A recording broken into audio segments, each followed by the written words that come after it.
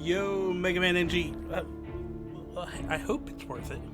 Thank you for subscribing. First off, I appreciate the sub. Good looking out. And I hope it's worth it. I hope it's worth it for you.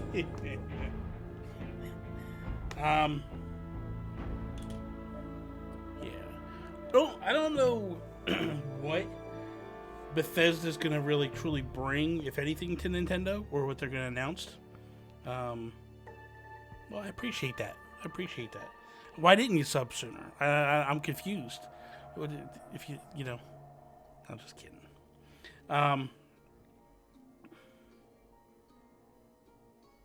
Oh, dude. Okay. I thought you were the other name. I got the other guy. Well, you have a different name on Twitter, right? Or you go by a different name on Twitter. I got you. Thank you for the sub.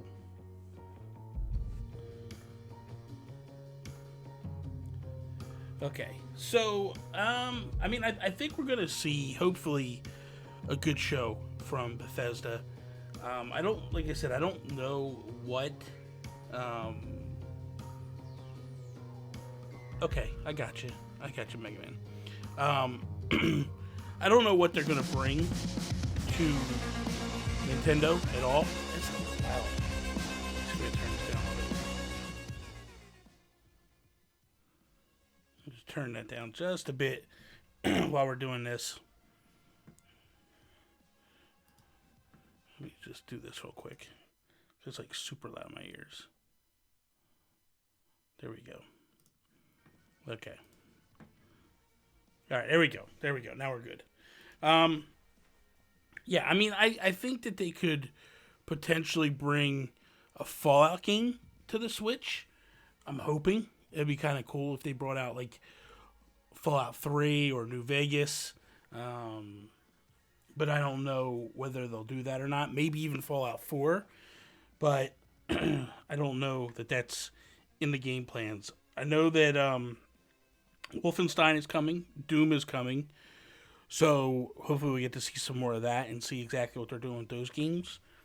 I think that this will probably be a good showing. Like, Bethesda's weird. Either sometimes they bomb or sometimes they do really, really good with their E3 presentations. I'm hoping that this is really good. We'll see. We'll see how it goes. It's a little different.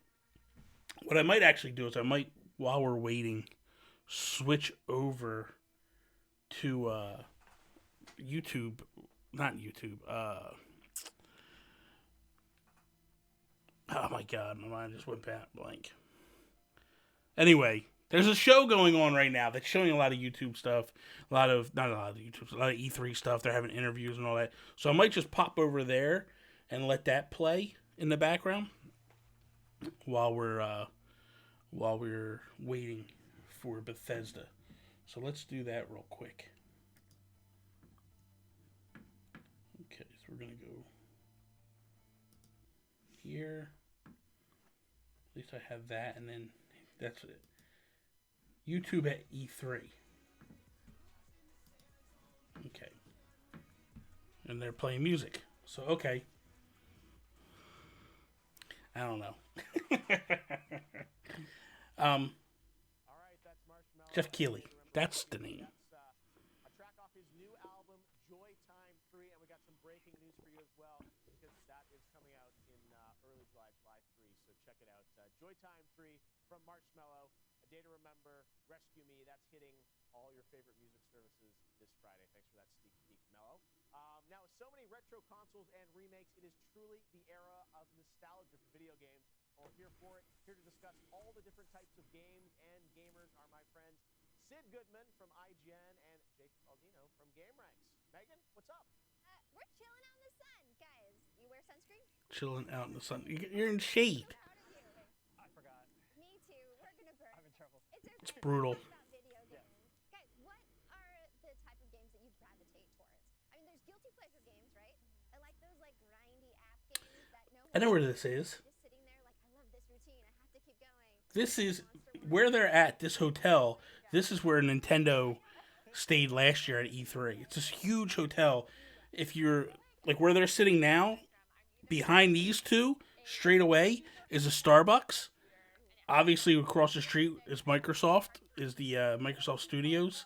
Not studios, but the, where they just held the conference at. Opposite of that, I'm like, where's the rainbows? Right? Well, so I love like Pokemon is like my like. Oh yeah, Yeah, your like middle it's so ground. cuddly and like anything with something that looks cuddly, I'm like, oh. So I'm one or the other, but I can't do in between. You should make a meet in the middle. You should make a game that meets in the middle. But then, That would be traumatizing to so many people. right? I know, just Little like super cute things, just like blowing up. What about you? I'm super into single player stuff. I love Okay. playing alone and just kind of hanging Okay, out. let me know if you guys can lone hear wolfing this. it. I turned it Anytime up a there's little bit, long I think. story. I'm Ooh. famous for really loving when games are just long cutscenes, even Oh my though gosh, yeah. you're not Did playing you play technically. Kingdom Hearts 3? Yes, that is the cutscene, the video game. Oh my Yes. gosh, it was like a movie. It Yes, was so it good. is. The Big Hero 6 story. I Amazing. cried. That, yeah. Did you play? Toy Story got me. Oh, Toy Story 2. I went to the orchestra and I just had such a Oh good yeah, time. that was last night, right? Yeah, I cried. It was. We're getting a DLC. Got 53 Right? minutes Yeah, until this Bethesda winter. kicks Right. off. It's gonna be good, guys. So this could be pretty Wait, cool. What other I'm games? You said pretty excited story-driven about games. Yeah, so Right? right now I'm So- really like looking forward to Death Stranding because Yeah. apparently that's going to be just awesome cutscenes and a cool narrative to play through, and that's all I need is like it's like a good book. Yeah. Except you're not looking at a book; you're just sitting on You're the just TV and looking eating at a- chips. Yeah. But that's better sometimes. No, I like them both. Totally. Yeah. Probably Modern Warfare.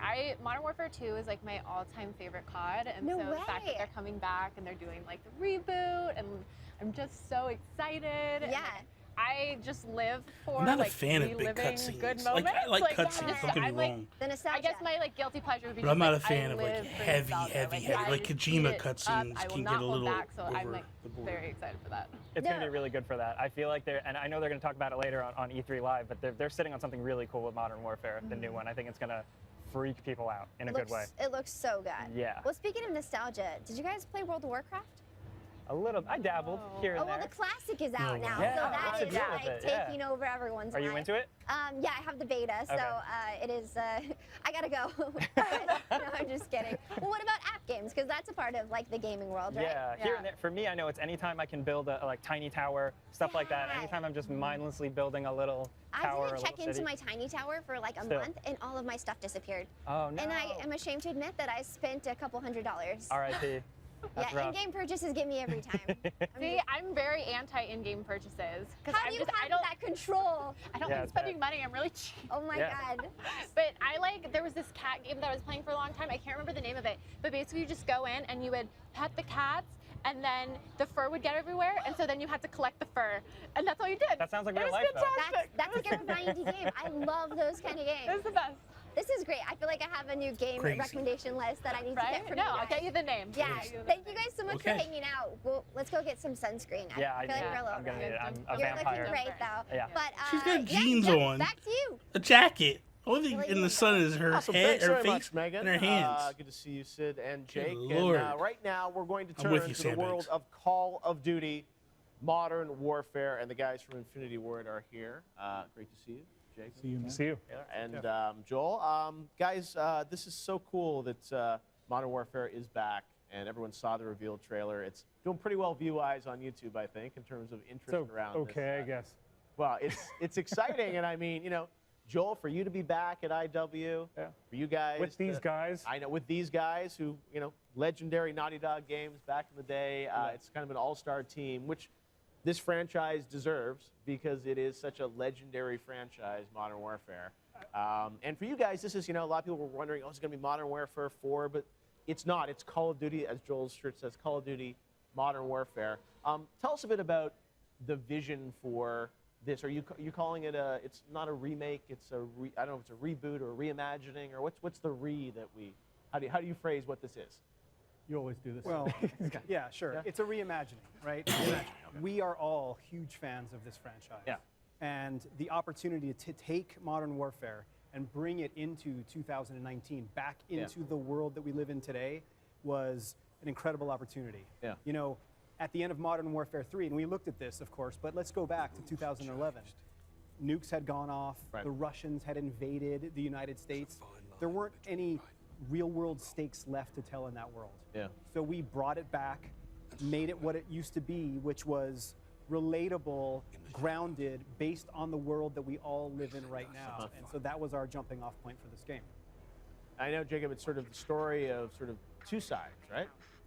Totally. So Looks incredible. that's, I think, one of the coolest things about this game is, for the first time, you'll be playing not only as Tier 1 Special Operations Forces, but also as Rebel freedom fighters. Yeah. So when you're playing as Tier 1, you've got all the best tech toys. You've got night vision goggles and the best guns, and you can call in airstrikes. Yeah. But when you're playing as freedom fighters, you're the underdog. You've got IEDs, Molotovs, you have to use ambush tactics, guerrilla tactics, that sort of thing. So it creates a completely different type of dynamic in combat. Joel, one of the things I think everyone noticed was just the visuals on the trailer. And again, I've seen more than what's been shown here, but I mean, the tech is really incredible. We all of us journalists got to see it about a month ago, and I think we looked at it and we're like, oh, is this running on like a next so generation realistic. system? I mean, it's really impressive tech, and the art is part of that. Art is only as good as the technology sometimes that allows you to bring it to life, right? You have to work with the engineering team. You can't, you have to go with it. So I think we have, when I first got back, What's they up, Nick? showed How me you doing, like a buddy? buffet of all these Good to see you things today. that the engine could do, and I was like, oh my God, it's Yeah. incredible. So, we went out and did a lot of reality capture. Like, the goal was to make it the most photorealistic Call of Duty that we could possibly make. Yeah. And, it's been a long journey. We had to develop practices in-house of actually building our own technology, like our capture data or our capture machines to go out and capture this stuff, learning the tricks of the trade and kind of pioneering some stuff in-house. Yeah. But the result is actually, what you see here. It's through and through from top to bottom. There's a fantastic marriage of reality capture and traditional, in-game engine stuff. Now, one of the things I think a lot of people wondered about when they saw this is like it's so real, and you're telling a real story, and obviously everyone remembers like No Russian from Modern Warfare 2 and the intensity of that. Tell us a bit about kind of that balance between realism and also doing things that are you're dealing with war, you're dealing with sensitive subjects, and certainly games are able to sort of affect us, which is something that we want, and have an emotional reaction. But skirting that line, how do you go just to the line but not over it? And tell us a bit about some of those from a macro perspective, how you're approaching sort of like the narrative and some of those more sort of sensitive subjects of war and realism. Yeah, I mean, as storytellers, we are always looking to put pressure on our characters. Right. Because pressure reveals their true nature. Yep. And what a greater source of pressure than So- to be in war, Anybody Nathan here always that talks watched about this. He said the Microsoft the thing that Call of Duty stuff, taught what was him your was thoughts that if he was ever on in the that? field, Were he'd you never guys make it. excited about what It's really Xbox intense. is It's bringing? life and death. Were you And so, blah about it? we just want seems like the internet is to kind of, portray right now, kind of down on it being a in little bit. combat in the most I'm kinda respectful, kind of Dallas Robbins in the realistic house. way What is that up, we can buddy? How you doing? possibly- Good to see you, man. possibly do it. been Now, a the while. difference I would Been a say while. between Every now and again, you pop into these streams, and I'm giant, like, oh giant man, there's spectacle Dallas. all the time and a more intimate, intense feeling. I is feel like frankly there it was a kinda couple of things piggybacks off that what went Joel was down saying. in the engine, Microsoft the one that got me fidelity excited. is such that I we like can seeing make Ori. Ori looks ascending a fantastic. flight of It looks like it's stairs going to be with a group of tier 1 something pretty operators special. clearing, a And what I'm building hoping is as with Ori is I'm hoping intense that as it giant comes to the explosions Switch. and big scale and Both big of them, scope now. honestly. So we really But are I playing definitely with want to see different one of them intimacy get announced. and intensity. I think that would be really good for Nintendo to get that series. And yet also, having Let's see what else the I had large here. scale The Lego stuff was pretty cool for Forza. That was pretty neat. It's different. It's a different look. It's a different thing that people are used to with most Forza games. I think that they did a good job with that. Dallas is saying the Xbox conference was cool, but not great. I pretty much feel the same way as you. Cyberpunk, oh my god, dude, that looked and, you know, I think that's one unbelievable. of the very first Cyberpunk things we did was just when we started fantastic, making and the fact the that game Keanu Reeves is in it is, was just you know, most mind video blowing. I couldn't games believe they got don't him to be in that. make spaces I that was are totally surprised when real-life Microsoft scale. bought Double Because Fine. there Yeah, are that some is crazy to technical me. problems with I'm that. not a You know, huge your AI Double has Fine trouble fan. moving Like through tight spaces, I've you need played a room few of the for a games. The camera to move around. Psychonauts So you games, they're make just everything not. like 30% I don't larger know. than I it didn't should feel be. them. I wasn't But excited because about of the them. technology we have, because of the work But we've done with our AI, because of I all think the that Tim engine work Schafer that is a we've very invested in, intelligent we person. for the first time Does a had lot of great environments stuff that in are terms of making games. 100% But so I was a little realistically scaled, thrown scanned off from real life. that Everything about they them actually is real. bought Double Fine. And Like that that was allows another us shot. to But focus I guess at more this on point, we shouldn't the be too nature surprised. of They've been threat going very deep into the identification wells and things of that sort. and buying up a lot of stuff. I was surprised that we didn't hear more Nintendo stuff. At Xbox, I really thought that Microsoft would make some announcements. Maybe they're just figuring they'll wait until Tuesday to blow the roof off of things. Maybe they just felt like, you know what, now's not the time. Who knows? E3's very weird, and Nintendo does some very weird things at E3. They have in the past where they've just been like, well, the Sony thing. They were supposed to do the, you know, the intensity of the experience, right? And it's like, yes, they were supposed to do a thing where PlayStation, it was the PlayStation Nintendo, or the Nintendo PlayStation, and that didn't happen. And that was a last minute. Nintendo changed their mind right then and there. So who knows what exactly is happening behind the scenes? There was a lot of rumors that Miyamoto was at the press conference today. Turned out to not be true. I had heard this that Doug Bowser was supposed to be there, and that didn't happen. So, it's interesting. It's interesting. Evie Queen says, "What do you think about Sony not showing up?" I do feel like Sony not showing up is a mistake. I feel like the thing that Sony is messing up on, in my opinion, is they could just be utilizing the floor space to show off games, to let fans demo games. Not being there, I think, is just a mistake. I feel like they could be doing some stuff. Like I was saying to Joseph, who's a big Sony fan, like they could have VR booths set up where fans could go out and try the VR games. And VR is a very difficult sell just by going like, here's VR, here's a cool game, check it out. Like VR to me is not powerful enough unless you try it. If you try it, it's a totally different perspective than just looking at it. So I felt like Sony should have at least bought the booth space and just set up a whole bunch of VR booths. And like I went last year to E3 and they had about 8 cubicles set up showing off VR, and to me that's not enough. To me you need to like just flood it and show people like this is what we can do with VR. I don't know. Did you hear that someone in the French press thought Keanu Reeves was Miyamoto? So that might be the thing. Which, really? That might just be someone trying to cover their tracks now. And just basically be like, no, that's not the case. This is what really happened. Doesn't make sense to me. Fiona McKinnon, what is up? How are you doing? Welcome back to the stream. You were at the Xbox One. Thank you for that. And now you're back again. So, guys, do me a favor. If you're here, please slap the like button on the stream. It gets me kind of a little bump and let people know that I'm doing this tonight. I would really, truly appreciate that if you could. That's just weird that Keanu... Like, what is that all about?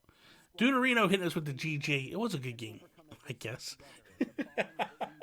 I think it's really cool, though, that Keanu Reeves is showing up in Cyberpunk 2077. Like, that was kind of out of left field, but it's really kind of cool. You know what I mean? Like, I like that a lot. That was definitely different.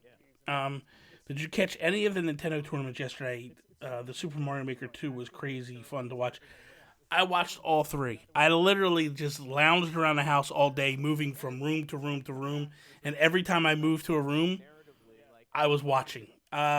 Loved the Mario Maker 2 stuff was I expected more out of it, if I'm being honest. I thought they were going to show something off for Mario Maker 2. Maybe, I don't know, something. It just felt very, not very climatic. Like, just very, Now, the Splatoon stuff and the Smash stuff, I thought was fantastic. I thought what they announced with Splatoon was unbelievable. The fact that we can now create our own Splatfests, I think that is unbelievable. I think that is fantastic. I love the idea of being able to go like, it's me versus Sean, and let's form squads and let's play for a couple hours and let's go. Like, that would be fantastic to have that stuff. So I think it's really cool, and I think that I think what's kind of cool about it is you can get some people really big to create some stuff. You can get like DC Comics to do something or whatever. It's kind of cool to see them do that. The Smash stuff, I really thought they were going to reveal a new character for Smash. Kind of threw me off that they didn't do that, because it makes me think, are they going to show two people or two characters tomorrow or Tuesday or not? It's got me thrown off. I really expected to see two characters during this E3. I expected to see one during the Smash tournament and the second one during the E3 presentation. Didn't happen, so it threw me off a little bit. Carrie's in the house. What is up, Carrie? How are you doing? Let's see. Evie Queen, you think Sony loses the console wars now, and should we clam Google apart? Flame Google apart, I guess you're saying, of the wars now. I don't think that this puts Sony out of the console wars at all by them not showing up. Sony is a very solid company. PlayStation is a solid brand. I mean, let's be fair. Let's be realistic here. They're still winning the console war this generation. They're destroying Nintendo. They're destroying Xbox. Like, they are crushing everybody. I think it's a mistake, personally, that they didn't show up, but I don't think it's the end of the world. I don't think that it says, like, hey, this company is going to win now. I don't believe that. INZN Switch. What is up? How are you doing? I think it's IN, or is it L? I don't know.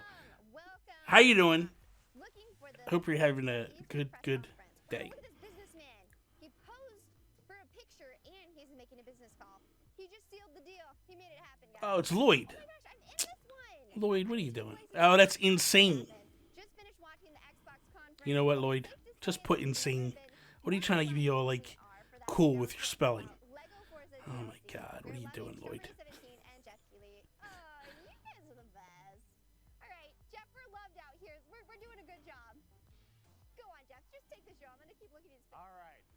This is corny.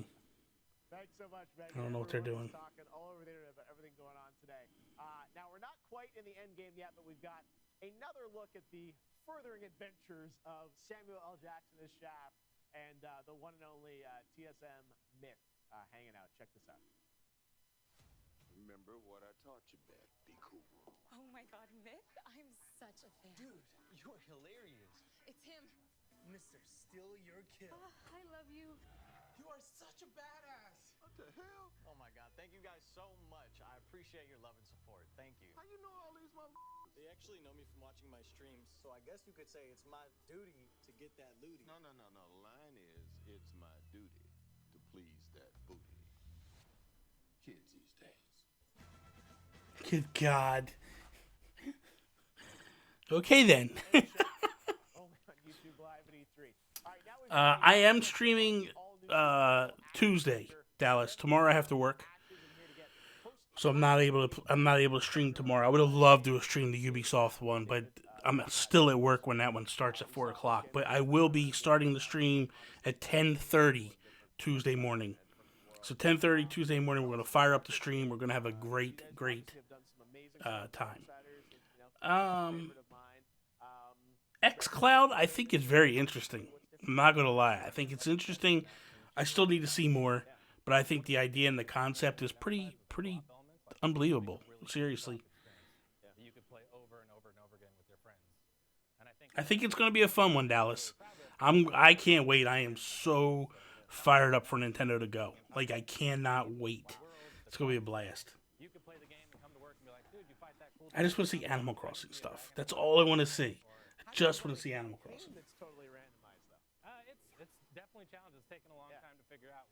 There's a few touch points that always occur because we're trying to tell a story, but all the intermeeting elements change up. Like the bosses, you might encounter different NPCs.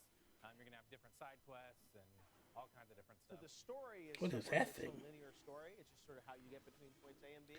Remnant from the Ashes. Yeah, you can branch out and do side quests and stuff like that. Yeah, but there is a story. It starts on Earth in an apocalyptic setting like 1960s, but you go to all kinds of crazy fantasy worlds. Like you can see in this video, this is a world called Yesha, which is inhabited by these weird sort of fawn type. What do I think about Lego showing up? I thought that was really unbelievable. I thought it was really cool. I love the fact that Lego is getting involved with Forza. I thought Forza's a gorgeous game. So the fact that you're playing as Lego cars that are designed after Forza cars, and then there's Forza cars designed after, I don't know, man. It's just crazy to see what they came out with. I like it. I think it's pretty cool. It's interesting to say the least. I think it's I mean, they did Hot Wheels a couple years ago for Forza 3, so this is kind of cool that they did this for Forza 4. I like it. Amazing stuff with Darksiders, and people love the sort of high action of this. As you said, a little more strategy to this certainly, and that randomization of the environment. I mean, I love that even the maps are totally randomized, so it's everyone gets. I turned this down just a little bit so while I'm talking, you guys can hear me, and it's not interfering. So when the time comes, I'll turn it up for the stream. Just somebody remind me if it's too low. I'm not sure how loud it is in your ears right now. I know where it is in mine. It's a little low in mine, but I can still hear it pretty good. But I don't know how you guys are hearing it over on your side. I will have all unique gear. I'll have different armor. I'll have different weapons. So there's a lot of incentive to keep replaying to try to get those different events and bosses and play into the randomized nature of the game. Wow. I think the other thing I'm going to do is, when I do the Nintendo one, I'm going to actually have my camera the same size as the Nintendo one, the Nintendo window, just because I think my reactions might be pretty insane. But we'll see. This might be a good size for it too, just like this. Kind of a generic, but it's a very it's kind of like an Odyssey type story where you're going along and you're discovering all these crazy things because you leave Earth, you go to fantasy worlds. Because this is actually one of the crazy boss fights you can counter. Bosses are a pretty big part of the game, but it's really about the journey along the way and all the interesting stuff to discover and play the game. Crash Kart, I think, is, I don't know, man. I think Crash Kart is very much another game that wants to be like Mario Kart that won't actually pull it off. It has me much more interested than Sonic, because I bought Sonic and Sonic was so bad. I remember playing Sonic on the PS4, I believe, or the Wii U, and it was good. So I was expecting more out of it than what we got. It's just not that good, man. I don't know what the problem is with it. The controls, maybe. I'm just not feeling it completely. So hopefully Crash Kart is better. Like, I hope it's a better version. I gotta say, like, I mean, it looks, it looks fast and fun, and I love that you're doing something that's like going to be, very replayable at this level of sort of production. This game is crazy. It's pretty incredible, and working with Perfect World, it's cool, and it feels like it's progressive for you guys to have a game structured like this. So where are you at in development on? The game comes out August 20th, so we're on the final stretch. Yeah. My God, all right. So we're working really hard to finish it up, but it's already pretty far along, as you can see. It's playable at E3. There's a couple different places you can play it. This particular map at E3, but wow. Yeah. All right. Well, it's amazing coming in August, and we'll get to check more other. Yeah, Sam, you can't beat Mario Kart. Mario Kart is like the perfect kart racer. It's just like Mario itself is perfect. The fact that like the jumps and the platforming is just perfect. We're gonna head on back to the couch here because we've got much more on YouTube Live at E3 as we count down to the Bethesda press conference. It'll be happening live. Minecraft Dungeons. This game has me interested. I'm not gonna lie. This game has me interested. I want to see about this one. Joey Splat, you better not fall asleep. If you fall asleep, I'm going to be very upset with you, Splats. Sneak peek at her new single, and then we'll get to see what Bethesda has in store at the bottom of the hour here. Oh, yeah, we're about a half hour away from the Bethesda E3 press conference down at the Shrine. But right now, Minecraft fans can get excited because we have Mojang's Minecraft Dungeons Game Director Specialist, Mans Olsen, executive producer David Nishagen here with us with a first look at the gameplay. Guys, great to have you with us. We saw this near the top of the Xbox press conference today. So Thank you. Minecraft is expanding in new and different ways. Minecraft Dungeons coming spring of next year. Look at this. It's all the talking points right here. All I need. Four-player, local, and online co-op. You're missing a few, though. Okay, well, yes, tell us more. We want to talk about the game and the gameplay. Yeah. So tell us, yeah. Sure. So it's an action-adventure game. Yeah. It's built by Mojang in Stockholm, original developers of Minecraft. Right? Yeah. It's based on co-op, right? So it's online co-op and local co-op as well. And it's coming to PC, Xbox, Nintendo Switch, and PlayStation 4.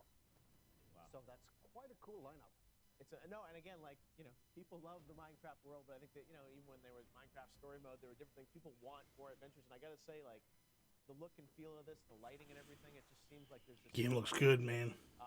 So tell us, for Minecraft fans, obviously the fiction is the same, but tell us about, the gameplay and the building.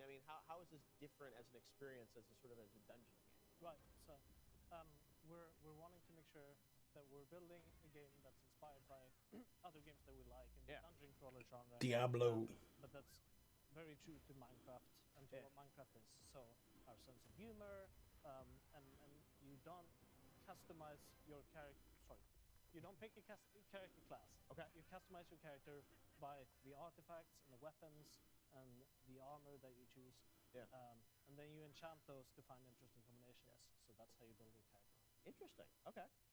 In terms of replayability of this as you go through it, Minecraft is a constantly evolving world. So how are you thinking of this world kind of evolving over time? So we have a bunch of different levels, or biomes, as we call them in Minecraft language, right? And all of these levels are procedurally generated. So every time you can play the same level, and it'll play and feel different. New mobs, new treasures to discover, new puzzles, etc. Yeah. So there's a lot of replayability here. And we have a range of difficulty levels. Surprise! If you ramp up the difficulty, you get new and exciting items that you can equip and combine. Wow. Now, is there any kind of link to the existing Minecraft game or universe, or you keep it separate? Obviously, fictionally it's the same, but you guys keep them sort of somewhat separate? Yeah, there is no distinct link between the two, right? But we do share the same look, the same feel. When you see something here in Dungeons, you should be able to understand just how it works, just by looking at it. Wow. And that also includes things like the armor you equip, etc. You should be able to understand it just by looking at it. The armors are, as an example, the closest thing we have to a character class. So if you have a heavy armor, you become a tank. If you have a light armor, you become fast and good at ranged combat. Yeah. And you can switch those out anytime as you play. So you can pretty much create your class as you want it. If you run into problems, you can just re-customize on the fly. That's also like, from Minecraft, you are what you wear, so to speak. Well, that's, out of all the types of genres of games that you guys could make with Minecraft, why was Dungeons, why did that feel like the right fit for you guys to go in that direction? So this is, first of all, it's a type of game that we're passionate about as a team. That helps. I think it's fun, for sure. And then we really wanted to focus on the combat aspect of Minecraft. So we're looking for ways to expand the Minecraft universe and for ways to build a new experience for Minecraft players. Yeah. And the combat aspect of Minecraft seemed like a good fit for us. Well, it looks amazing, and again, like I look at the look and feel, and if you're a fan of like a Torchlight or Diablo, like those style of games, it feels like it's very much going to be kind of inspired by that. Even if you don't play Minecraft or did back in the day, I think this is going to bring a lot of people back to the Minecraft world because it looks like it's going to be fast, frenetic, and fun. Exactly, and it's also like, since we have the couch co-op thing, you can literally sit down and play, and your friend can just come in, pick up another controller, and you go. Looks amazing. That's good fun. All right, well, Minecraft Dungeons coming spring of so I'm going to next year, switch right? now. All right, well, it's so cool that Mojang is doing this directly, and you guys are over building to it. the Bethesda project, so, channel just for now to kind of not get lost in the mix.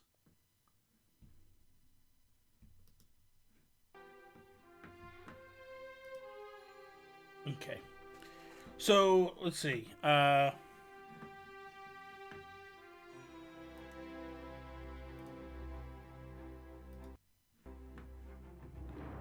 in 1080. Okay. So, what did I think about Master Chief in the new Halo? I mean, he's got to be there, right? Like, that's the thing. I know people were upset that you didn't get to play much of him in the last Halo. So I think it's important to get in there and start bringing him back into the mix. I think it's going to get a lot of people excited. The fact that it's coming to Project Scarlet is another thing. It's going to have a lot of people excited. Like, Scarlet, to me, seems like a really cool console. I don't know that I want it yet. Like, they still have to sell me a little bit. I didn't buy an Xbox One X. I have an S. That was enough for me. So we'll see. Maybe I'd be close to upgrading to an X, but I just never pulled the trigger on it. So it'll be interesting to see if it happens, if this is enough to get me to go that way. Anyone playing anything after the presentation? So, dude, I'm going to tell you what. I have been so hooked since yesterday playing Splatoon, but playing ranked mode only, and diving in and playing all these, like, dude, Splat Zones, I love Splat Zones to death. I also like Rainmaker. I don't like the Clam one. That one just isn't that fun to me. And the Tower one. The Tower is just, those three have me pretty hyped up. The Clam one is just weird. I'm not really a fan of that at all. But I've been playing Splatoon 2 like crazy again. So, who knows? I don't know if I'll be playing after this, but I don't know what time this gets done. But so far, man, Splatoon 2 has got me really fired up again. Joey says, really think this is going to be 10 times better than Xbox presentation. Doom Eternal gameplay, Elder Scrolls 6 details. There's a mobile, their mobile games, new Wolfenstein game. I think they do have a lot to show off. You got the new Elder Scrolls. You got the new mobile game, Rage 2 is something they're going to show off as well. I'm wondering if Fallout's going to come to Switch. I would love for a Fallout game to come to Switch, but I guess we're going to find out in the end if that's going to happen or not. Who knows? I think they might talk about Elder Scrolls just a little bit. Not a whole lot. Just a little bit, though. Jacob, what is up? How are you doing, buddy? Hopefully you're having a good night tonight. So we'll see. It's going to be... It's going to be interesting, man. I would love... the only thing... I'll be honest with you. The only thing I really want to see... I mean, I know we're getting Wolfenstein. I know that we are getting... I know that we're getting Wolfenstein. I know that we're getting Doom. I'm just curious about a Fallout. Like, the Fallout one would really be the game that would get me probably the most excited if they announced. But I guess we'll see. They've been tweeting out for a few little spoilers of Elder Scrolls. Don't think we want to get a full trailer, but probably a teaser. I mean, they might tease a little bit. I mean, didn't they talk about what about that space game that they were talking about last year? Like, is that going to be shown off this year, I think? They might actually get into a little bit of that. That game looked pretty cool. That's a Starfield. That's the game. That is pretty awesome. Yeah. Starfield will probably be where they put a lot of focus this event, just because they talked about it last year. It was a big thing last year, so I guess we'll see. We'll see what happens. But I'm kind of excited because Bethesda can do one of those. Bethesda can be one of them, like, knock it out the park things, or they can kind of just flop as well. So it's hard to say really what Bethesda's going to do here. That's my main thing. I really just I'm anything that I'm watching because of Switch news, and then they have the opportunity to win me over on other stuff while I'm here.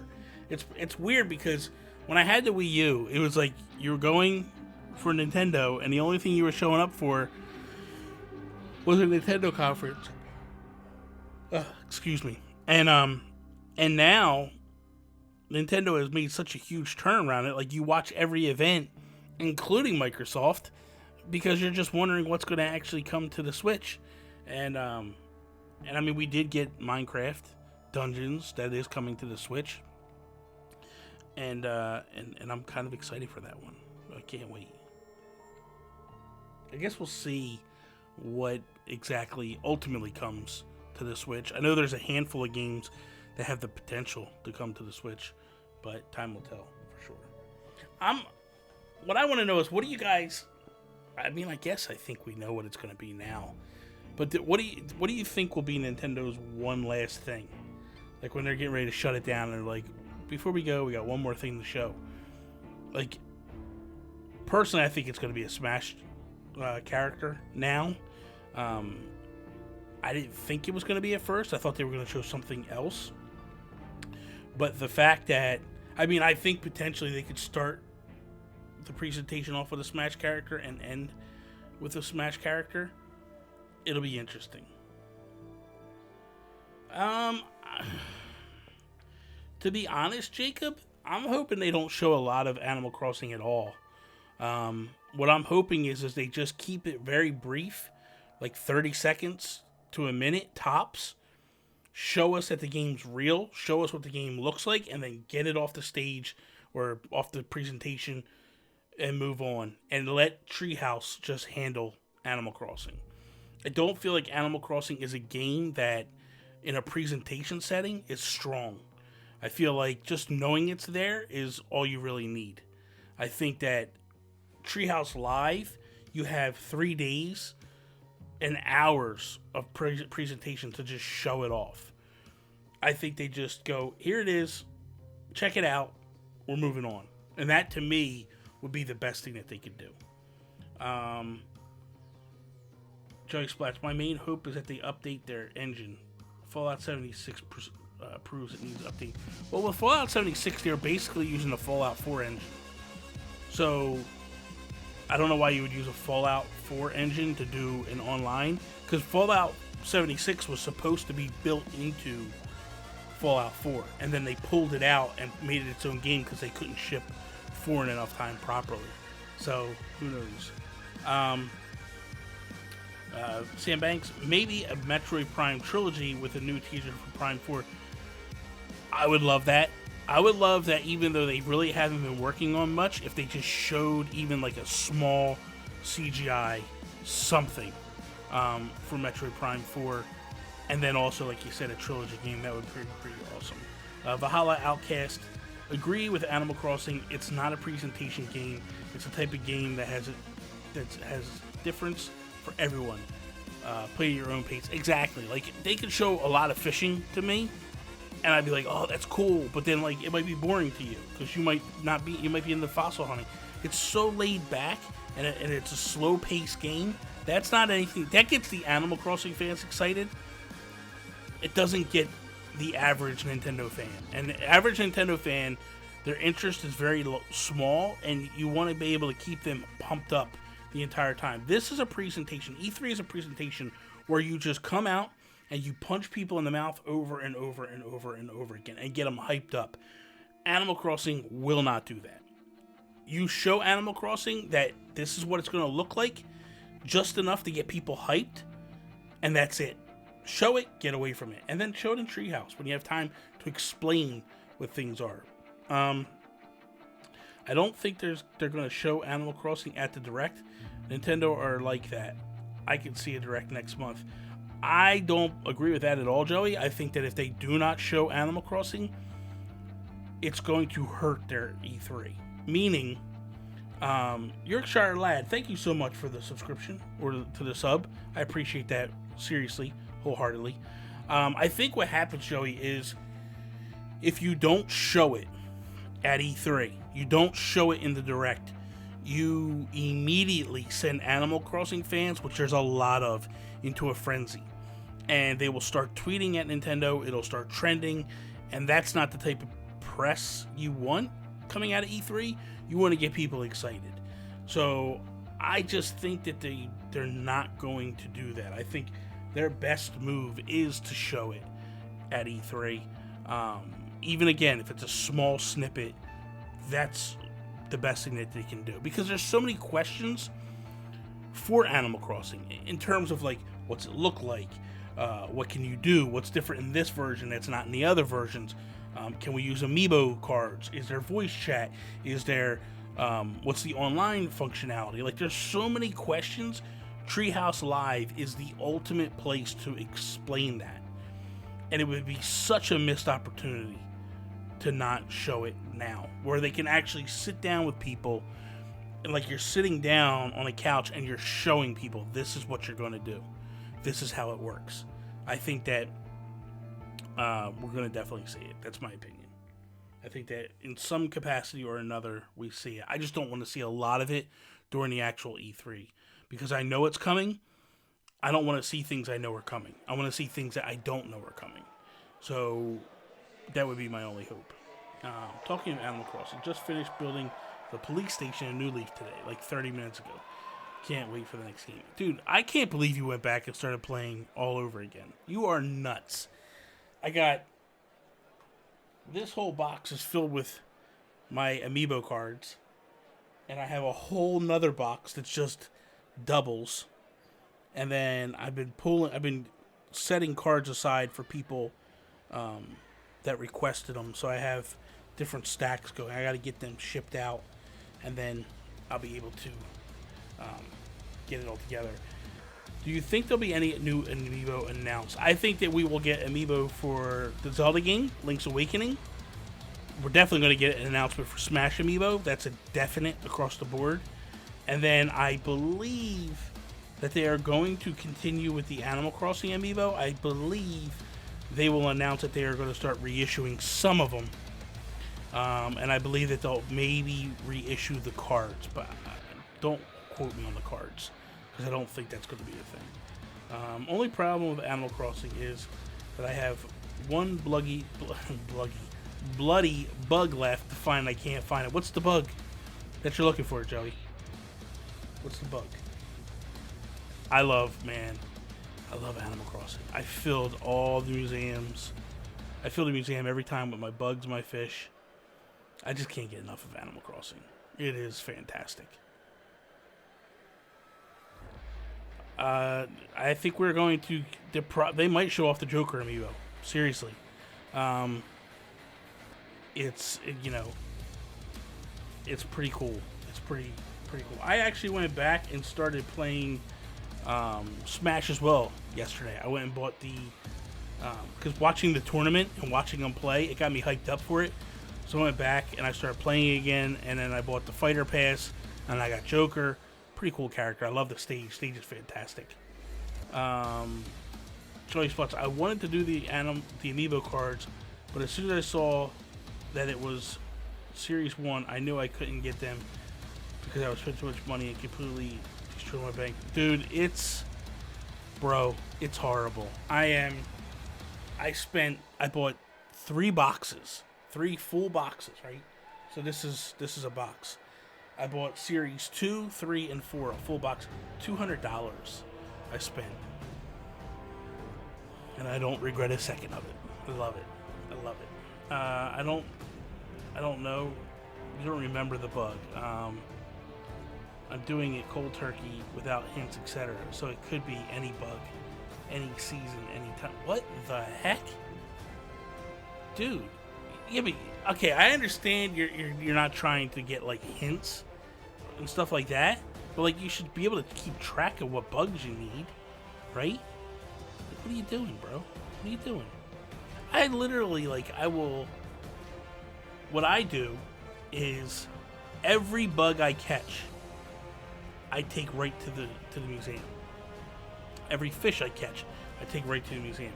That way I know that I'm safe and I'm covered with what I need. I don't ever not do that just because I want to have what I want to have. Jonathan Brown in the house. Yo, how you doing there, Mr. Purple Monkey Entertainment? Good to see you. Good to see you. About time you showed up to one of these things. Where you been? Where you been?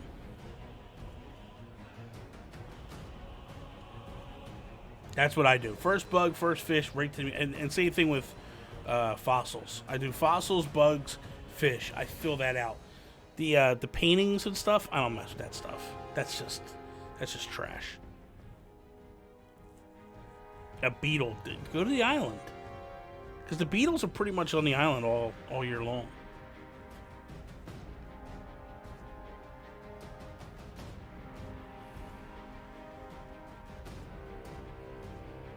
That they are, Joey. That they are. They are the worst. I hate them. Hate them. Hate the paintings.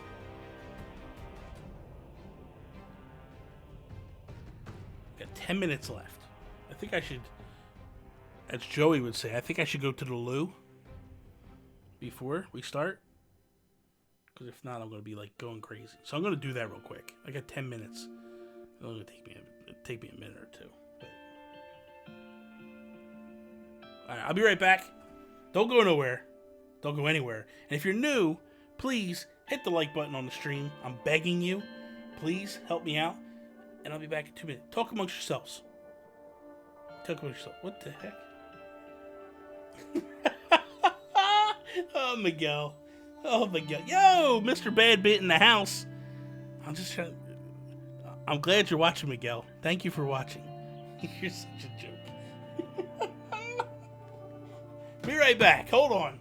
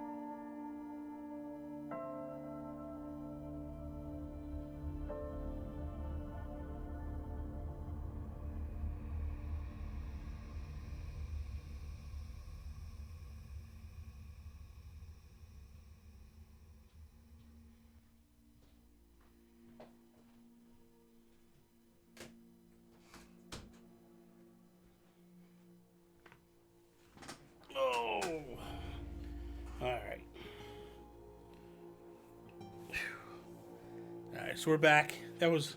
See, I told you it wouldn't take that long. It wouldn't take that long. So, Miguel, since I know you're watching, I'm curious. What did you think about Microsoft? I know you're a Microsoft guy. I know you like Microsoft a lot. Yeah, I hate the fact... I love you too, Bad Bit. I love you too. The fact that the paintings could be fake, yeah, that's annoying. I don't think I'm gonna wear my glasses during this.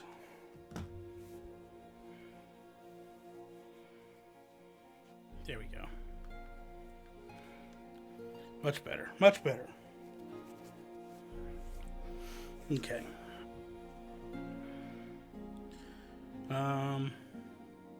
Got 7 minutes until we kick off the Bethesda. Be part of our pre-show. Be together. Use hashtag BE3 for a chance to have your favorite Bethesda photo display. Listen, I'm not doing that. I don't have any favorite Bethesda stuff. I was redecorating, and the one thing I hope they change the ability to put designs outside of doors. Dude, I hope they do. I hope you could put a pattern right on the door. I hate the fact that you can't put one on the door. It's so frustrating. I would love that ability, seriously. There's a lot of things I hope. I did a video yesterday, Friday, something like that, of basically my predictions of what I think Nintendo will do with Animal Crossing. You know, I hope we get some good. Miguel said he thought it was okay. He was a bit disappointed with it. He thought that it was, it was basically Microsoft's chance to shine over Sony and I'm assuming that he feels like they really didn't do that either. So I don't think they did either. I thought they were a little lacking. I thought they kind of messed up a little bit. So who knows? I don't feel like it's Nintendo's E3 to lose. We'll see. But the past 2 years, I've thought Ubisoft had the best showing as it is. EA was horrible yesterday. I thought EA was terrible. Yeah, they were lacking. I agree, Miguel. So, I don't know. I need to catch up on videos. Degree taking my time. I'm proud to say that today I finished my last paper. And I'm no longer a student until I get a job on free. Well, then start watching. Nonsense. Okay, so here's the question for you, Splats. Real talk. They didn't show anything the other day, but you know they're going to have a Pokemon Switch. Odds are they're going to do an Animal Crossing Switch. Are you buying both? Are you going to buy one or the other? Or are you buying none? I'm curious. Because for me, I'm buying an Animal Crossing Switch. If they put out an Animal Crossing Special Edition Switch, I'm buying the Animal Crossing Switch. No ifs, ands, or buts about it. I want that thing so bad. I don't even care what it looks like right now. I don't know what it looks like, and I don't care. But I'm buying it. I got money set aside. I'm ready to go. I'm so ready to drop a couple $100 Tuesday. Or a few. Or so.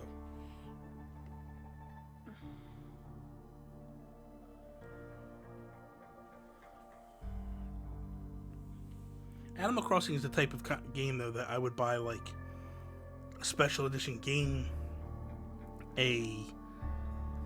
everything. I'd buy everything. They could put out a special edition game, and, So I'll trade my Pokemon Let's Go for an Animal Crossing one, no matter what it looks like. Man, I'm with you. I'm with you. Although I will keep my my original Switch. I don't want to get rid of that one. I don't have a second one like you do. So I'll keep my original just because that's my first one and I don't want to lose that one. I just want to keep it for as much as I can. But honestly, I'm hoping that they don't bring a console and just bring out Joy-Cons. Yeah, because you don't want to drop another $400 or $300 or whatever. I'll drop it in a minute. I'll take everything. Give me it all. So here we go. I would love a Pro Controller. I would love Joy-Cons. I would love everything. Give me it all. Nick Militia is back yet again. We've returned. Hopefully, we get some Nintendo announcements this time. I think we're definitely getting Nintendo announcements this time. There's no doubt about it. Because we know that Wolfenstein is coming to Switch. We know that Doom is coming to Switch. So those two are definites. It's just the rest that we don't know about yet. Or maybe a standalone thought. You got a lot of wishes over there, Joey Splats. If you take all your wishes and you put them together, it's a new console, bro. It's a new console. Just putting that out there for you. So, all right, we're going to take the hat off because the hat is starting to itch my head. And I can't be having that nonsense. So we're just going to go headset. That's it. I can't wait for Tuesday. Tuesday, I'm going to be hyped. Now, Nick, here's the thing. Tuesday, I expect you to be showing my stream in your store. I expect you to have my stream playing in the store on Tuesday. I will be highly upset if you don't. Just saying. I don't think with the Switch that you need limited editions. I think customization is the key. I disagree, Joey. And you're just saying that because you have the Pokemon Let's Go Switch. Don't rain on my parade. Let me get a special edition Switch before they change the rules. No, seriously, I would love a new Pro Controller. Because I have every single Pro Controller that they have. Can't wait.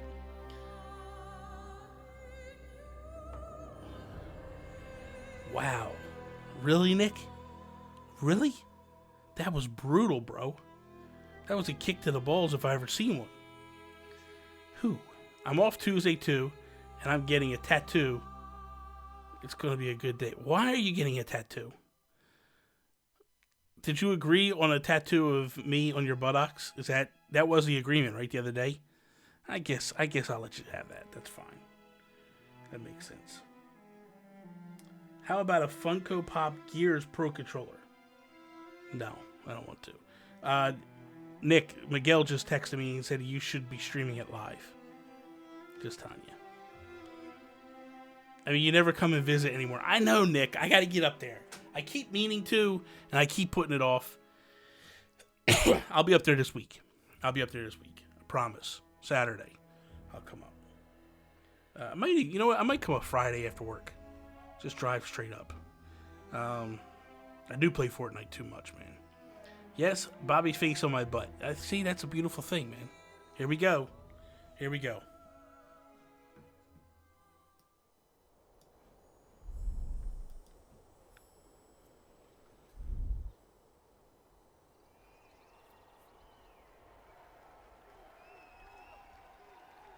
Let me know if you guys think the sound is too low or too high. If you need me to turn it up, I'll turn it up.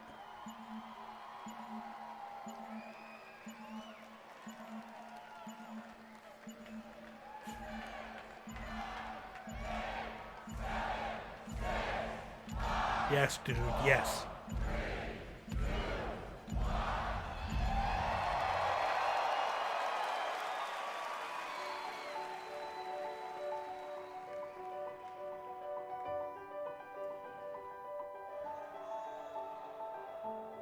With a game, there is no game without the players. Really, it all comes down to you. みんなと一緒以外は考えられない。 Without you, there is no game. There's no one to play it. No one to interact with it. 意味がないよ。 And we appreciate that. And through all of it, You're always there with us. You are definitely not afraid to tell us how you feel. Your feedback sometimes challenges us, but it forces us to be always challenging ourselves. You empathize with us as developers and with each other as a community. It's really beautiful.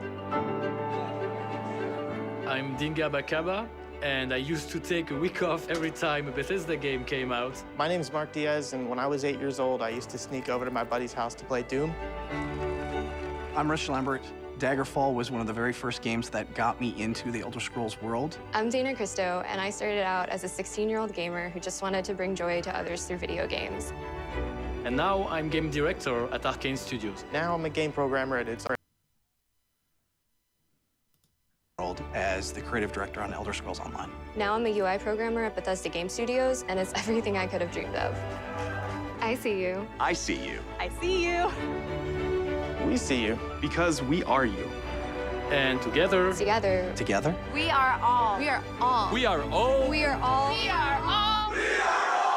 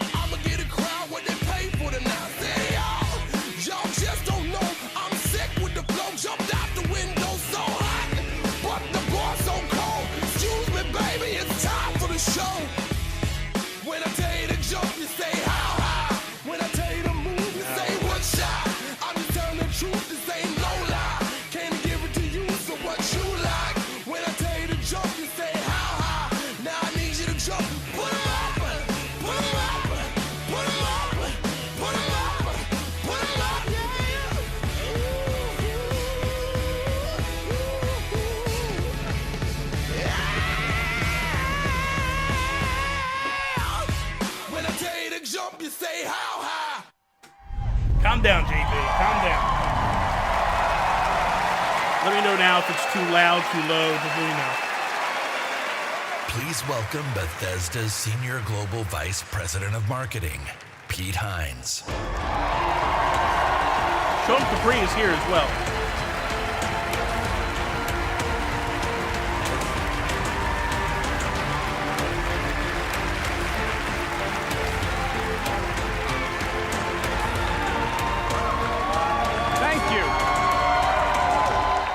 Thank you very much. How are you?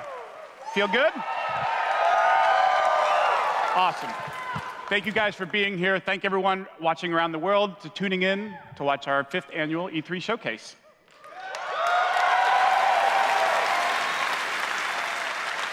This is a night dedicated to those who love games, who love the incredible entertainment that games provide. This past year, you fought demons on Mars and Nazis in America. You were assassins in the Empire, adventurers in Tamriel, and survivors, a lot of those, and survivors in the Wasteland.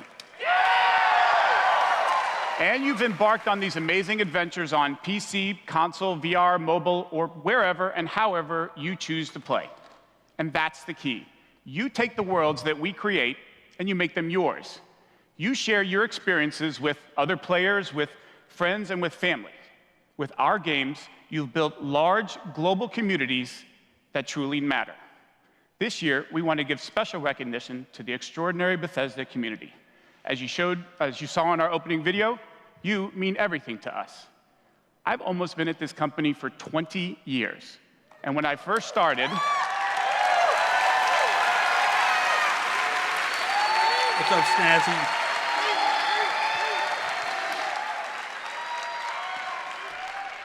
When I first started, one of my first responsibilities was moderating the community forums, chatting with you, and keeping you up to date on our games. It was a great way to start my career at Bethesda because it was the perfect reminder of why we do what we do. And like so many others at Bethesda, I've spent a lot of time with you at events around the world. I've enjoyed meeting so many of you and getting your thoughts and feedback. So tonight, we'll be taking time throughout the show to hear directly from some of you in the Bethesda community. We are thrilled tonight to show our fans the lineup of great games we've been creating just for you, including the premiere of some exciting new games, and we'll go deep on Doom Eternal.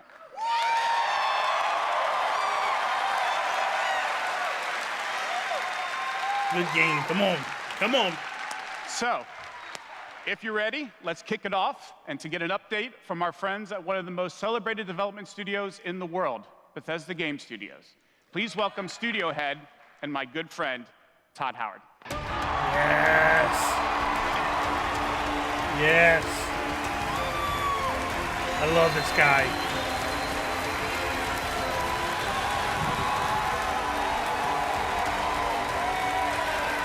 Thank you. Thank you.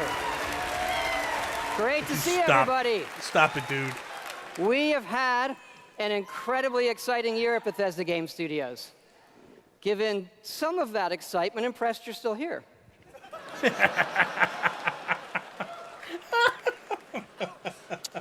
Actually, over the last year, we've had over 60 million players in our games, our most ever. And it's all of you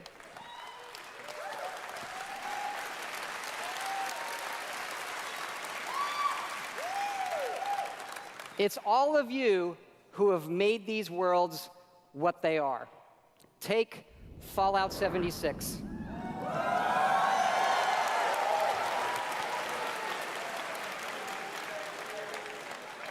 A type of game we'd never done before. Had a lot of difficulties at launch. And we got a lot of well-deserved criticism.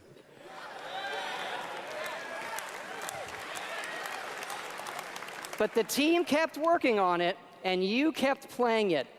And through all of that, something amazing has happened. It's thanks to all of you.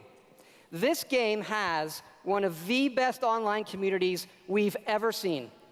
We made a post-apocalyptic survival game where you can do whatever you want, and everybody's nice to each other. They don't go on killing griefing sprees. They leave food and water for the newbies and wave to each other. I don't know about you. This should give us all hope for humanity when the apocalypse does come. To you. And we have a lot more in store this year for Fallout 76. But first, our latest game, The Elder Scrolls Blades, is in early access. And thanks to all of you, it became our second straight #1 mobile game after Fallout Shelter. Absolutely incredible.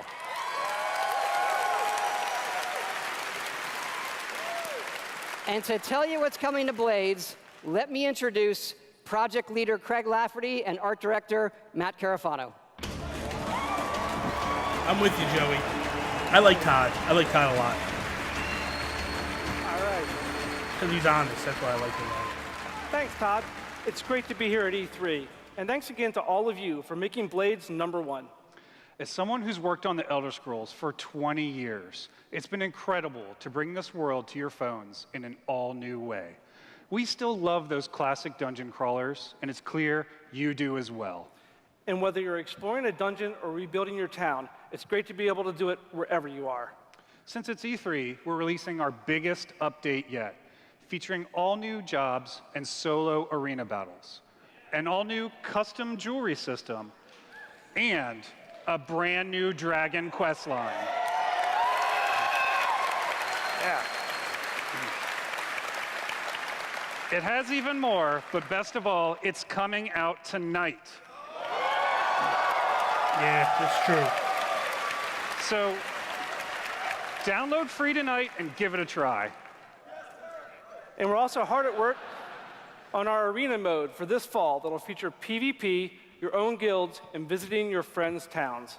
But most exciting this year, we're also bringing Blades to an all-new platform, Switchblades.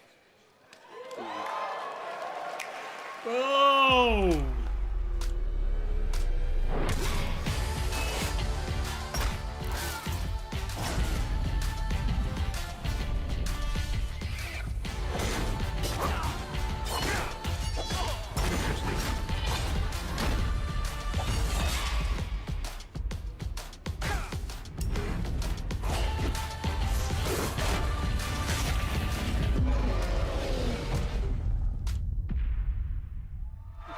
Nice. Nice. Thank you. Yes, Blades is coming this fall to the Nintendo Switch, and yes, it's still free. Damn. Blades is the perfect fit for the Switch. You can play on the go, on your TV, and with motion controls. But best of all, it's cross-play and cross-progression with the mobile version.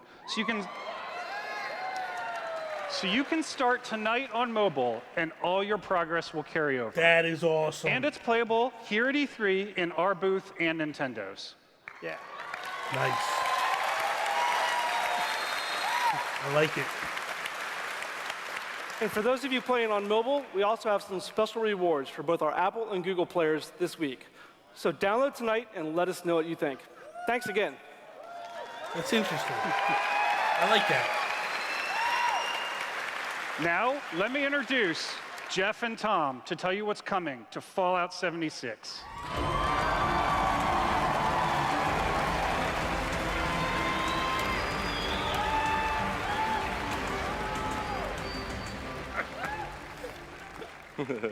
Hi, I'm Project Leader Jeff Gardner. And I'm Co-Studio Director Tom Mustaine. On behalf of everyone at Bethesda Game Studios, we want to thank the millions of you who have played with us, stuck with us, and helped shape the world of Fallout 76. Absolutely. It's incredible what the game has become. You've told us how much you've loved this year's updates so far, from camp building, legendary weapons, player vending, and of course, the dreaded sheep squatch. We've also been working on our biggest update yet. It's called Wastelanders, and it will fundamentally change the game. It's been some time since Vault 76 opened its door. And we all discovered that Appalachia isn't quite what it used to be. We encountered a lot of things. Overcame a lot of things. I don't think any of us expected for people to actually come back. Are you from that vault? Can you help us? We've traveled pretty far. Heard there's hope here in Appalachia. Folk rebuilding, fighting back. We'll fight too, right by your side.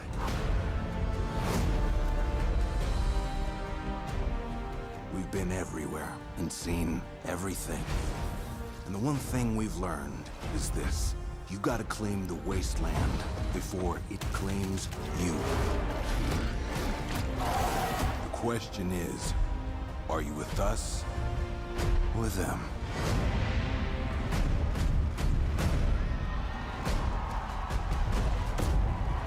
Nice.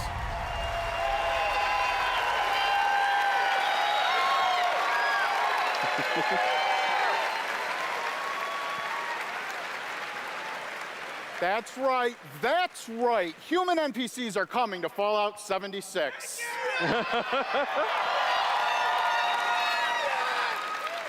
Not just NPCs, but a full quest line, new rewards, and as you saw, full dialogue trees. That's pretty awesome. This is a long-term story we're telling. Year 1 was about the vault doors opening and all of you settling the wasteland. Year 2 is about people coming back to reclaim it. Like previous Fallout games, these characters have their own stories and goals. It's up to you to choose how to interact with them and live with those consequences. The Wastelanders update is coming this fall and will be free for all Fallout 76 players.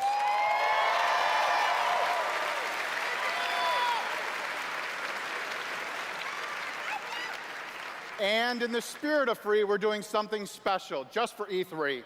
Fallout 76 is going to have a free trial for everyone starting tomorrow. That's right. It's the perfect time to see what Fallout 76 and its growing community have become. We can't wait to welcome all of you. And because so many of you are going to be joining us, we thought we'd also give you a sneak peek this week at an all-new game mode. Check it out.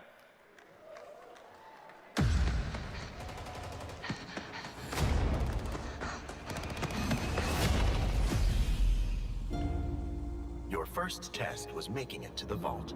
Now, your real trial begins. Currently, there is no overseer of Vault 51. Perhaps you will be the one. We are in serious need of leadership, so I have devised a unique process of elimination. A battle to the death is the only sure way to judge the superior candidate. This should prove interesting. It is Battle Royale.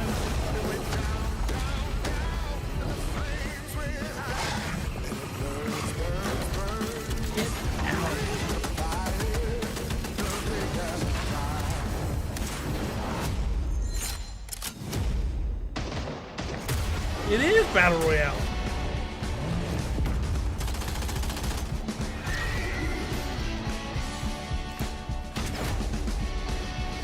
Dude, that's interesting. Holy cow.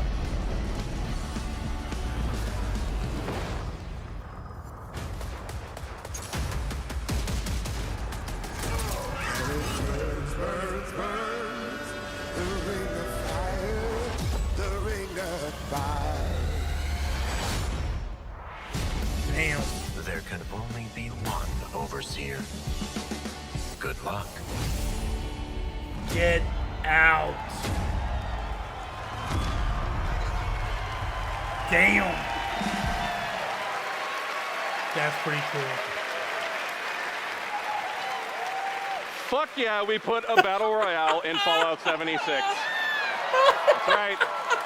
Nuclear Winter is a battle royale born from the Fallout universe. From power armor to perk cards, from camp building to contending with wasteland creatures, and of course, my personal favorite, nukes. It's a great free addition to an already huge game. We love playing it, and we think you will too.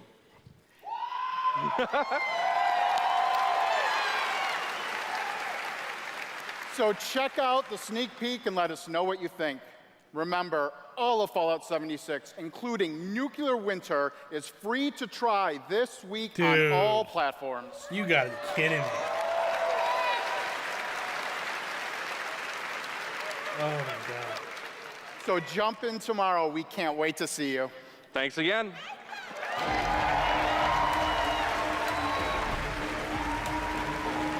That's pretty cool.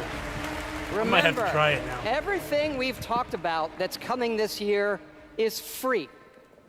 We get to represent hundreds of passionate developers across 4 studio locations in North America working on multiple projects. What's up, Q? Yes, we're still hard at work on our next-gen RPGs, Starfield, and of course, Elder Scrolls 6.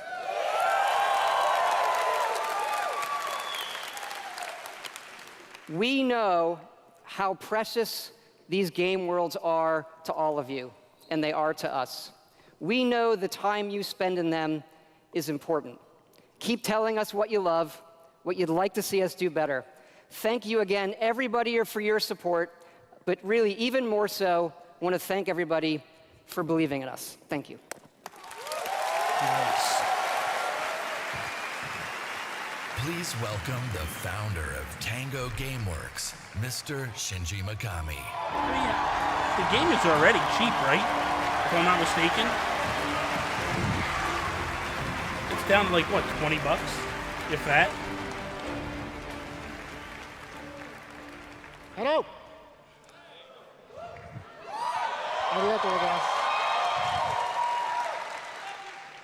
I'd like to start by greeting my team in Tokyo. It's Monday morning there, but they are watching. みんなおはようございます。今日真面目にやるよ。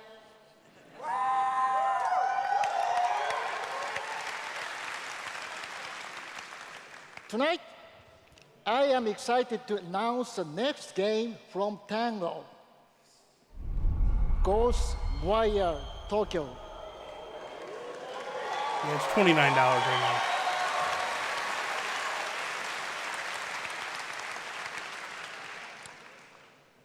It is an action-adventure game in which you will fight paranormal enemy and rid the city of supernatural evil. I think you love it.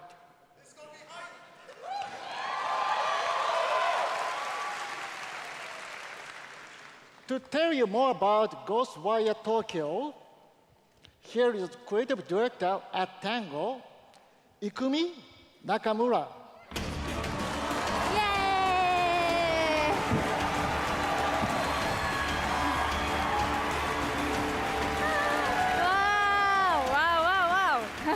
Wow, so many people. Wow, thank you. ありがとうございます。And such a big stage makes me nervous. I'll do my best to speak in English.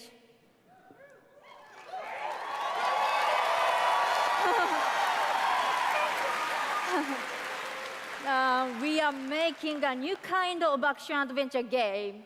It's spooky. But not the survival horror game that we are known for.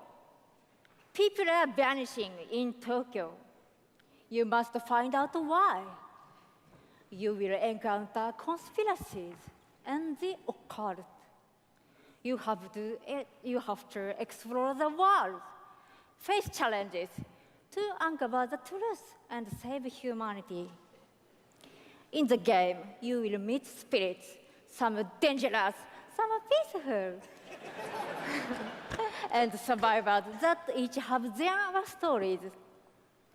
You will need to ask yourself, is this normal or paranormal? I ask myself this question every time I go to the office. Just kidding, just kidding, just kidding. We are very excited. Let's take a look. 見てね. Thank you. Bye bye.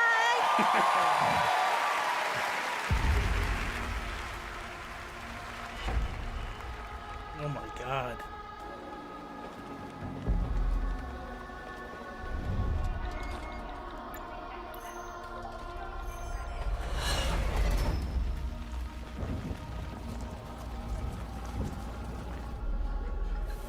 Dude, this game looks fantastic. Holy cow.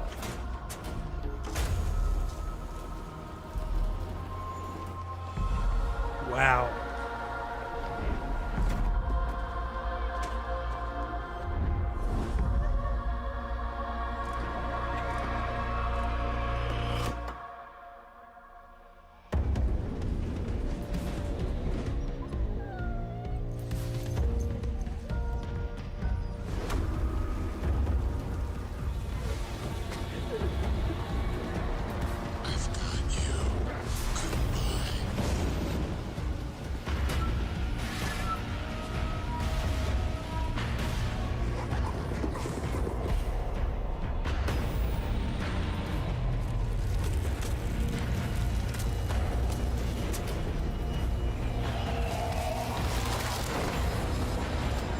Yeah, I'm out. This ain't for me. Nah. Looks fantastic. No.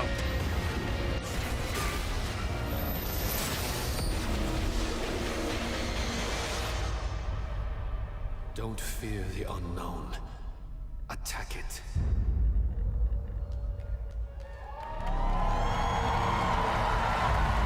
It looks unbelievable, man. That game looks fantastic. I'm a sissy and I can't play it, but my God, that thing looks awesome. Hey, Watcher Girl, how you doing? Bethesda games, I work as a mechanical engineer. I work in a hospital. I used to work with kids. I'm an electrician. I'm an event planner. In real life, I'm a systems administrator. Program assistant for a private school for children with autism. I'm trying to be an artist. I like to think of myself as one. Make like back-end systems that it's really boring. Maybe permanently or temporarily, I'm a full-time streamer. I got a YouTube channel. I make my own yarn. I'm a social worker. Teaching inmates. I'm a game developer working at a video game cafe. I've been a Doom fan since the game came out. I remember being in the 8th grade and a buddy of mine giving me the shareware demo on 3.5-inch floppy disks. My older brother picked up Fallout 3, and I took his copy and played it when he wasn't home. Fallout 4. Oh my gosh, that's like my baby. The scope of that game was just like a lot bigger than things I was used to. Just setting foot in Shimmering, the first city that you go to in Somerset. I am doing very well. Thank you for asking. Amazing. You would look out and you'd be like, oh, I want to go there. And then you could go there, which was wild. Go out into the world, go in any direction that you want to go. The exploration and the weirdness and the alienness of it. I played Oblivion. I tell you, it probably saved my life. It was one of my first experiences with a fantasy world that was Stop, Q. Stop. immersive. Love the dragons. Scatter the dragons. You take down a dragon, you can definitely take down any illness.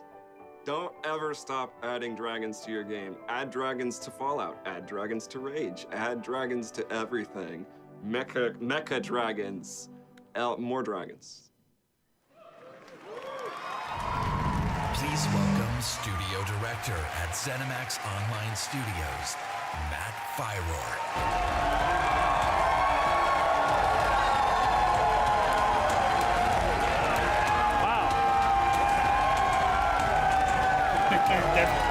Wow, the Deathloop dragon in Fallout. You're crazy, dude.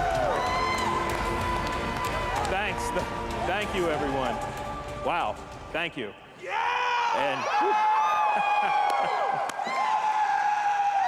I just want to shout out to our friend Greg there, the one in the video that really loves dragons. I'm happy to say, Greg, The Elder Scrolls Online has dragons. Right now, in fact, players are deep into the season of the dragon, our year-long story about greed, revenge, cat people, and of course, dragons. Tonight's focus on the community resonates with me and everyone at ZeniMax Online Studios because ESO literally would not exist without you. Watching you play the game, streaming, telling stories, hearing your feedback, we understand that you are the most important part of the world of Tamriel. Thank you. Thank you for making ESO the extraordinary adventure it is today. The past year has been a huge success for ESO. More Game of the Year awards, millions more players have joined. So many, in fact, that we recently added more server capacity just to support all the new players in Tamriel. ESO just keeps getting bigger and better. Just a few days ago, we launched the Elder Scrolls Online Elsewhere. The latest chapter in the game where you're able to visit for the first time the homeland of the Khajiit, as well as control the dead as the new Necromancer class. And if you haven't played it yet, Elsewhere is the perfect starting point for new players. When we announced Season of the Dragon, we kicked it off by showing you a video about how dragons were unleashed on Elsewhere, and we ended with a cliffhanger. Now, I'm really excited to show you what happens next. Check out the world premiere. That's true, dude. Anybody that gets hyped for Transylvania, Hotel Transylvania, yeah. You think, Joey? I think it might be a little too big, man.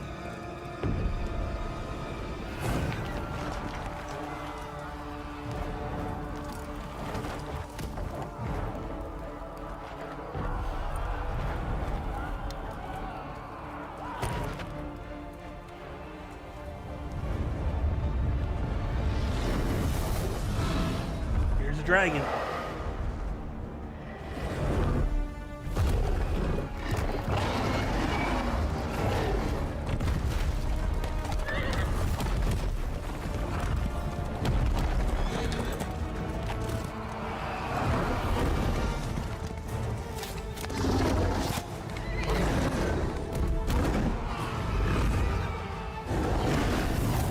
I don't want to mess with that thing. Is that a cat?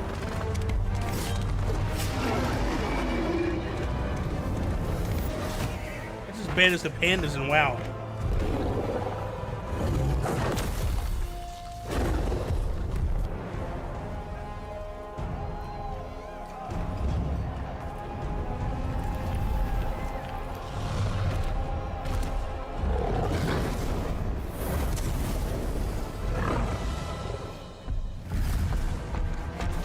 What the hell is that?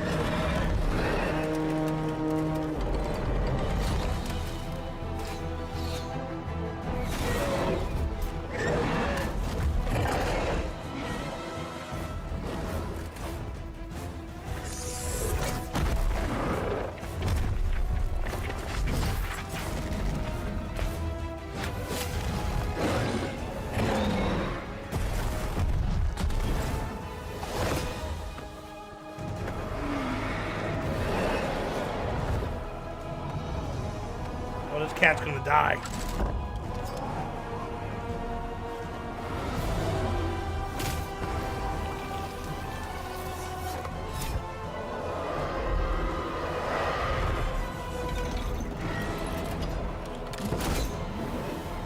Oh!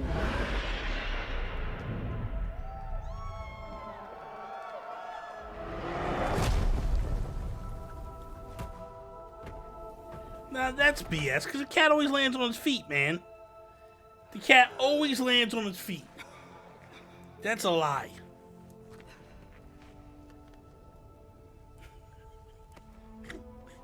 Damn, Joe, you're savage as F.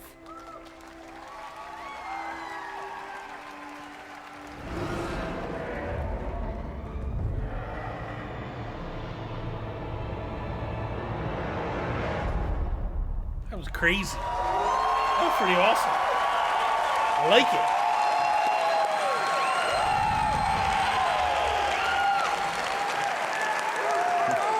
That's right, another cliffhanger.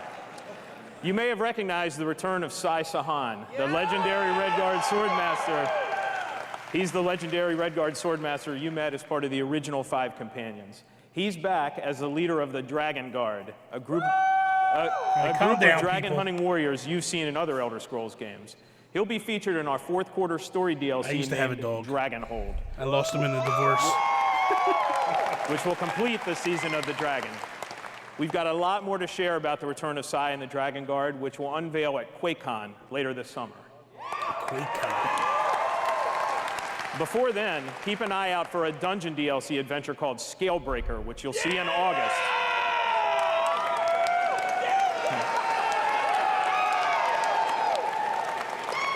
Thank you so much for your support of the Elder Scrolls Online. We're humbled by your enthusiasm. Your enthusiasm for the game motivates us every day. You guys are seriously awesome. Thank you.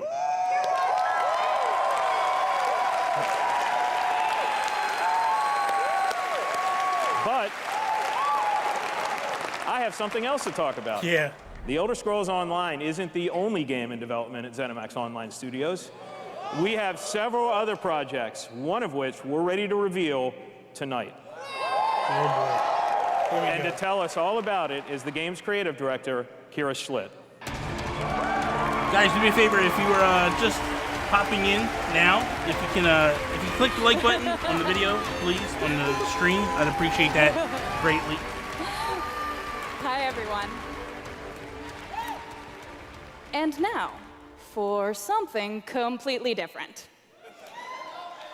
Imagine a classic Saturday morning cartoon in free-to-play mobile game form.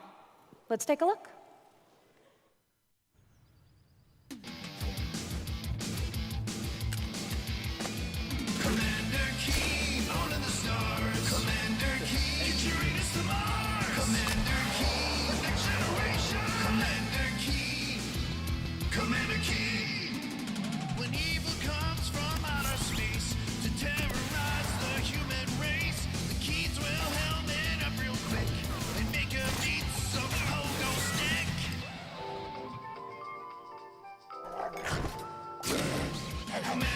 God.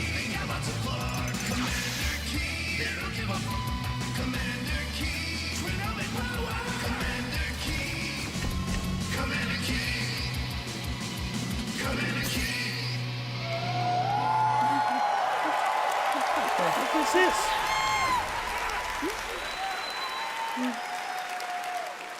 So, there's a new branch on Commander Keen's family tree, and they're heading to iOS and Android. If you're hearing about Commander Keen for the first time, it was one of the first PC action games created by id Software in the early 90s. Yeah. It starred boy genius Billy Blaze, whose alter ego Commander Keen protected Earth. All of us at ZeniMax Online Studios want to give a really big thanks to our friends at id for trusting us to deliver our modern take on this classic game. Sam, you don't like mobile games, huh? So, tonight, as we introduce Commander Keen to a new generation of players, we're also introducing the next generation of heroes. Meet Billy. And Billy. Twin geniuses who follow in their famous father's footsteps. The new commanders are, of course, funny and powerful, but the game is also full of enemies, allies, and some really bad guys. The twins build wacky gadgets from household items to save the Earth from certain alien destruction, drag and drop gadgets to summon allies, attack enemies, and move through the environment. Choose from a caboodle of contraptions to conquer challenges. And try saying that 5 times fast. The twins go on adventures in story mode, which tells some of the classic Commander Keen tales, as well as a whole bunch of brand new ones.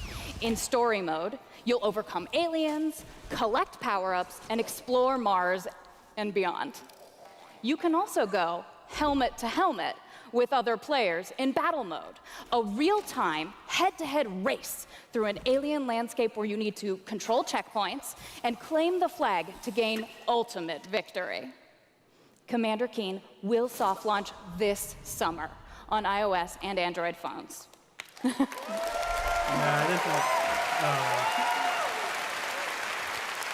So, yeah, I'm not a fan. Please go visit gokeen.com to pre-register to receive unique in-game rewards and hot Commander Keen launch updates. We really can't wait to kick some asteroid with you all. Thanks.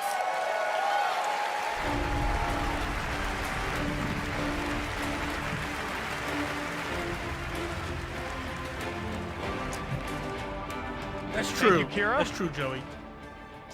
At Bethesda, we, like you, love mobile games.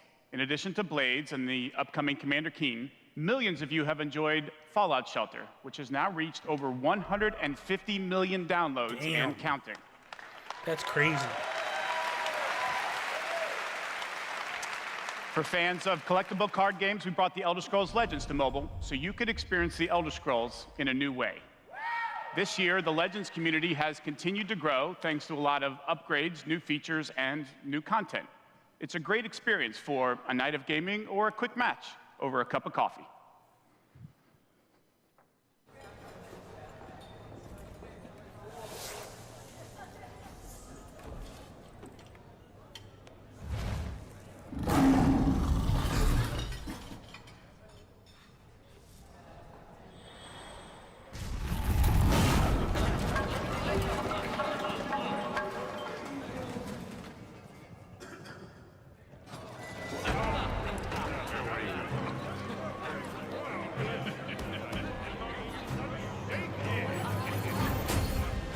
Little bit.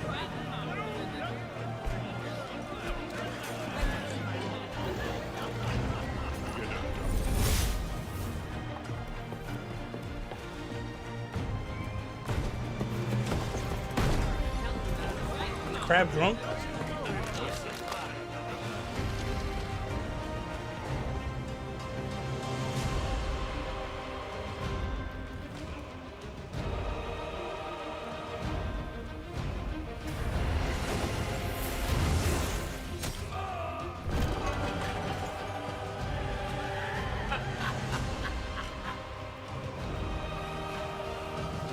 Make your play.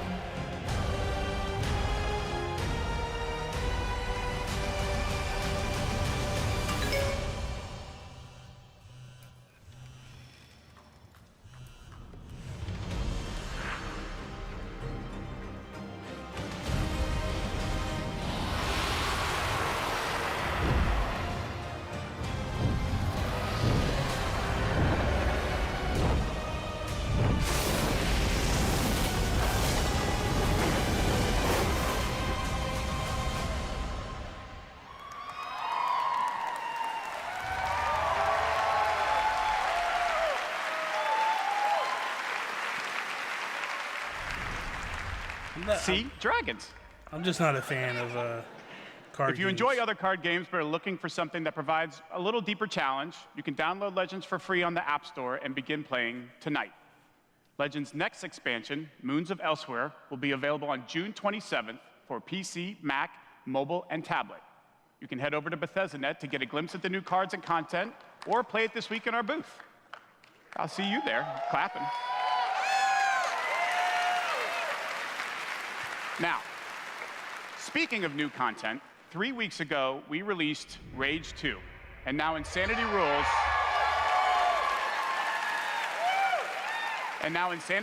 for millions of players around the world. But we wanted to do more than just deliver a critically acclaimed open-world shooter. We've already added community challenges that reward you just for having fun in the wasteland, and we've got a lot more planned with new features rolling out this week. The world of Rage 2 will become even more unpredictable and even more insane. Take a look.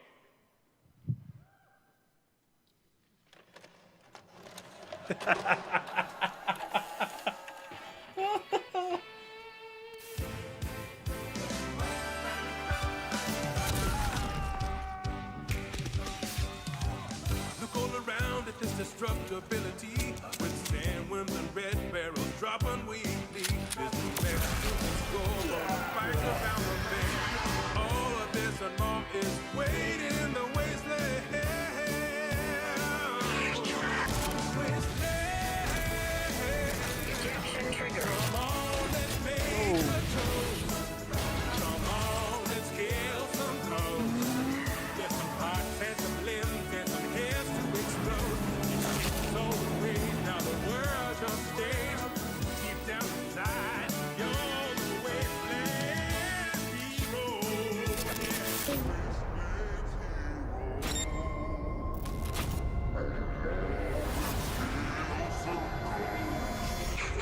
It's the taste of flesh. Oh, that's my next tattoo. Oh, yeah.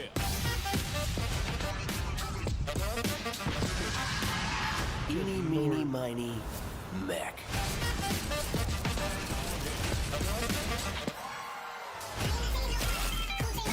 Have a nice flight. When I get tired of this, put the crown on. I got a tremendous surprise for you all.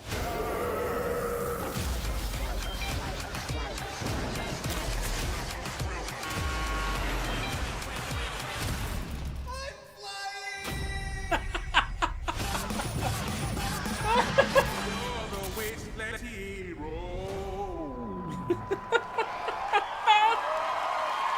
Oh my god.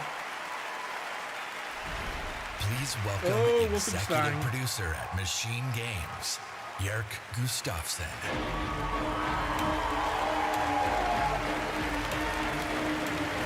Exactly, Joey. Hello, everyone. Hello. After liberating America from the Nazi scum in Wolfenstein 2, The New Colossus, this year we take you back to Europe with 2 new Wolfenstein games. 2 new. First, we are bringing Nazi killing into virtual reality with Wolfenstein Cyberpilot. As a hacker working for the French resistance, you will take control of Nazi war machines and turn them against their creators. Cyberpilot will be available this July, and it's playable this week in our E3 booth.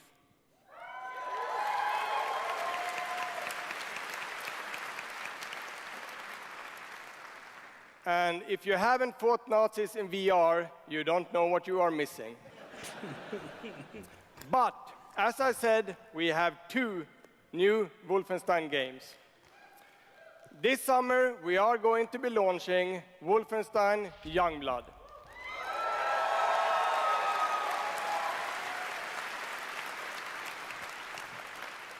With a gameplay experience that is bigger than any previous Wolfenstein game. You will have more weapons and weapon upgrades than ever before, more ways to customize your playstyle, and, of course, even more evil Nazis to kill.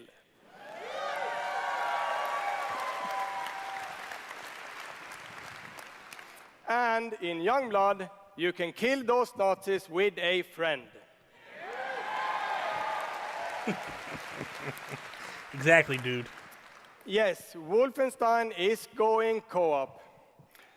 Youngblood is set in the 1980s, 2 decades after the new Colossus.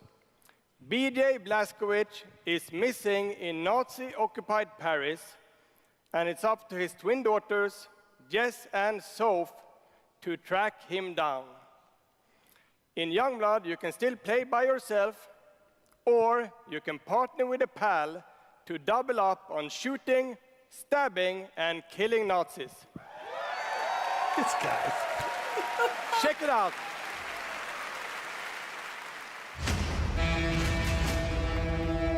Paris, Nazi country.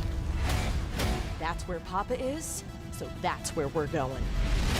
We can find him together. I may have an assignment suitable for 2 Nazi killers such as yourselves.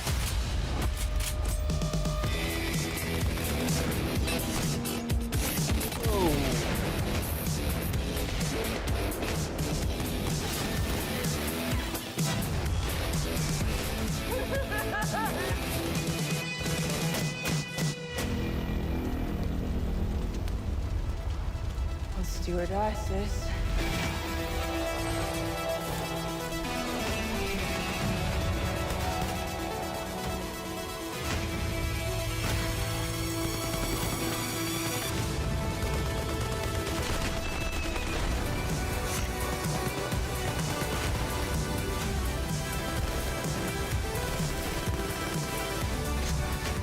Good lord.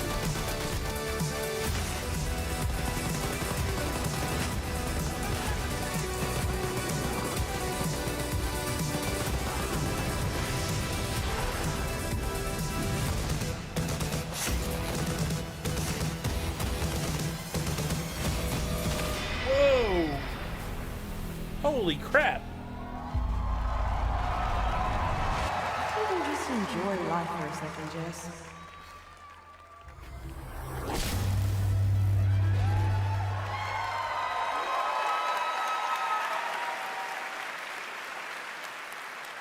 Wolfenstein Youngblood releases on PlayStation 4, Xbox One, Nintendo Switch, and PC on July 26. Nice. Holy cow.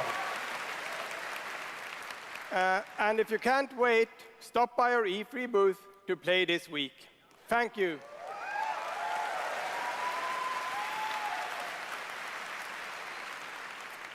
And now, I'd like to welcome to the stage my dear friends from Arcane Lyon, who worked with us on these two Wolfenstein games, Dinga and Sebastian.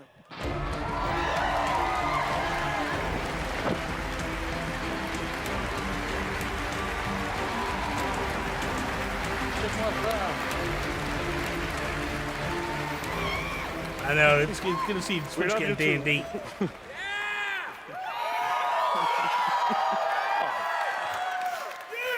Hi, I'm Dinga Bakaba and game director at Arcane Lyon. Bonsoir, I'm Sébastien Mitton, art director in the same studio.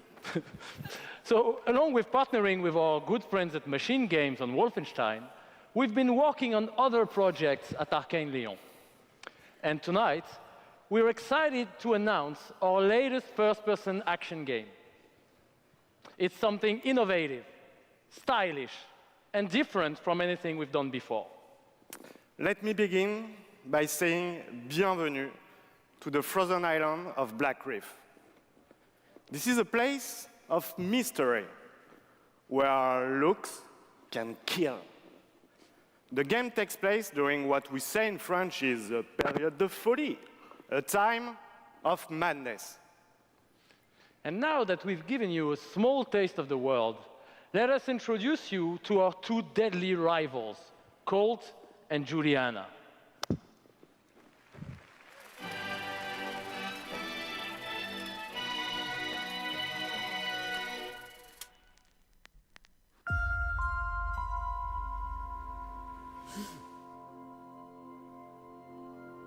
This place isn't a paradise. It's a prison.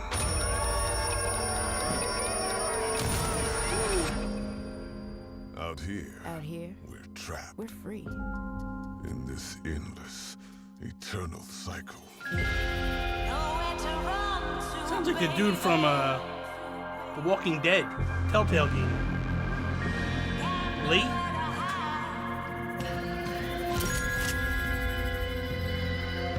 My life's purpose is on this island.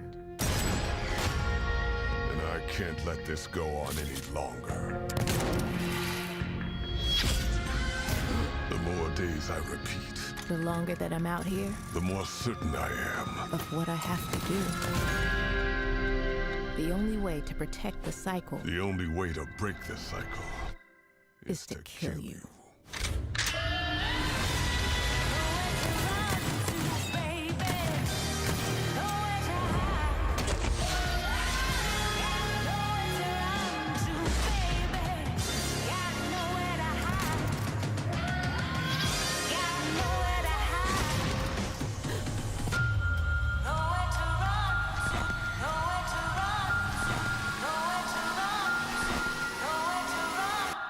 Time is on my side. That's interesting.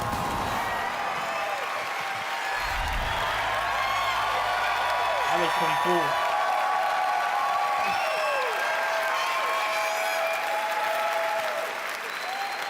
I like it. Deathloop combines a mind-bending story with meticulously designed levels and, of course, Arcane signature gameplay that lets you approach every situation any way you like. Because in the endless clash between these two extraordinary assassins, how you play is up to you. Plus, I think it's really fucking cool.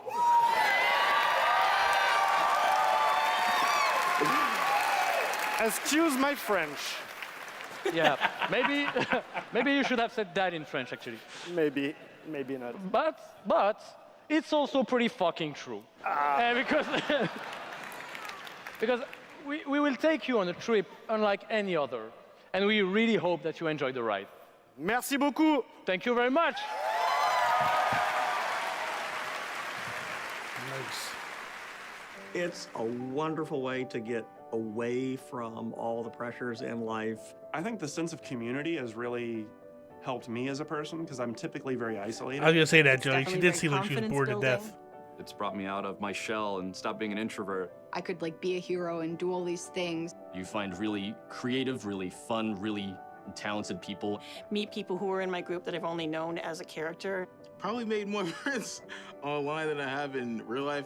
The games that you bring out just helps people, honestly. My parents were refugees from the Vietnam War, which is why I'm also fascinated by elements of war.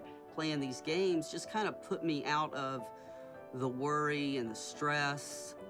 I was in a dark place for a while, and I told myself I wasn't going to be there anymore. And so now the only dark places that I'm allowed to go are in dungeons and ESO. Just being You're someone the dark place in the who is video. LGBT, it's nice to be able to sit down and play these games and feel accepted for who I am. It's really nice to see that their storyline has some sort of emotional effect on me as a player. And I just really admire the creativity that goes into the process of making these big worlds with these amazing stories.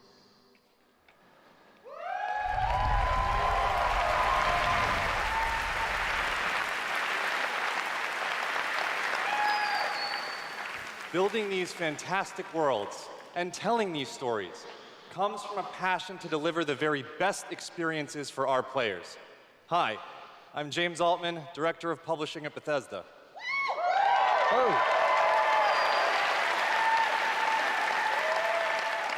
And I'm Robert Duffy, Chief Technology Officer at id Software.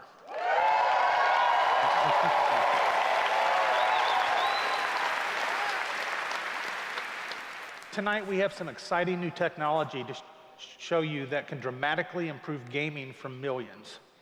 So for the past 2 decades, we've approached game development not by looking at what is possible today, but with a vision of what can be possible tomorrow.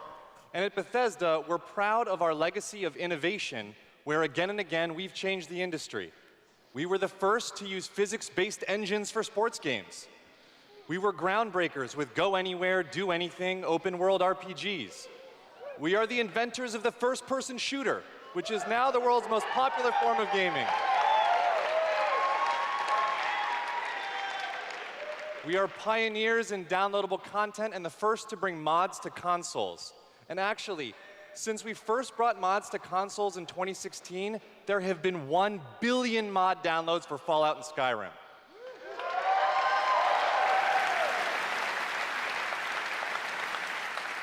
We, of course, developed the first commercially viable VR technology, revealed in our E3 booth in 2012.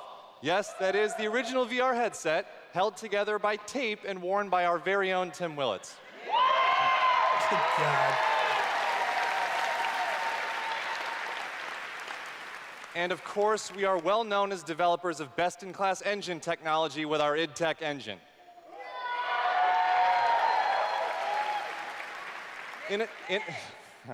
Innovation and creativity is in our DNA, and all of these advances were done with one goal in mind: to improve player experiences.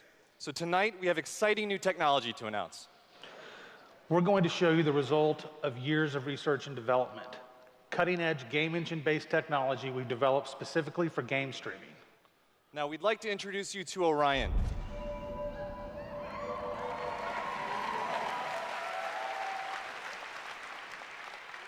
Orion is a tremendous breakthrough in streaming technology.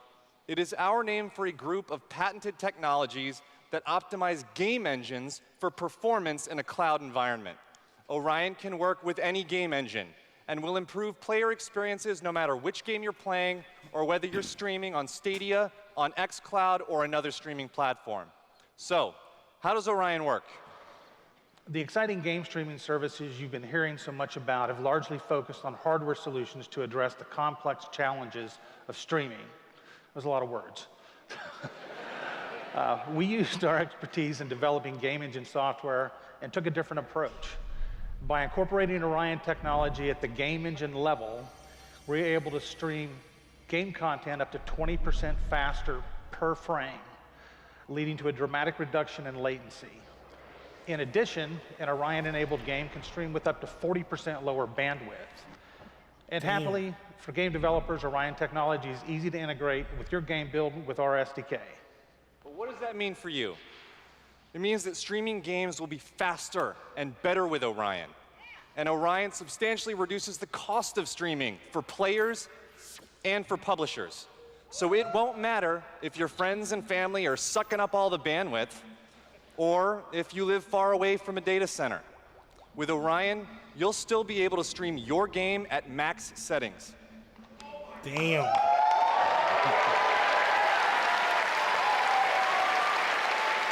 It doesn't sound like it, dude. It sounds like it's something that takes advantage of the streaming.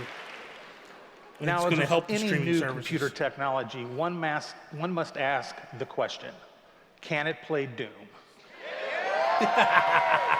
Good question.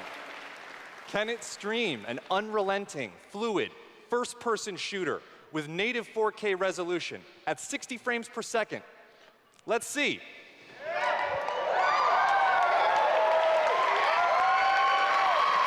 I'd like to introduce Shale Williams, tech specialist from id Software, who is showing you just that here live on stage. So Shale is streaming an Orion-enabled Doom 2016 right now to that mobile device. As you can see, there is no reduction in visual fidelity. That's Doom at 60 frames per second without perceptible latency. Holy crap. And we want you all to experience this powerful streaming technology yourself as we test and refine it. So for a chance to be among the first in the world to stream Doom 2016 for free, all you need to do is join the Doom Slayers Club by registering at slayersclub.com tonight. Because Damn. That's interesting.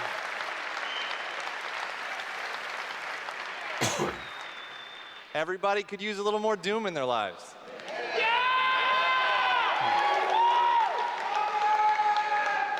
And we'll see you in hell.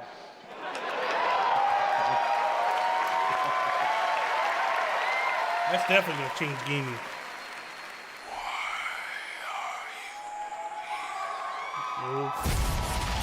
Yes.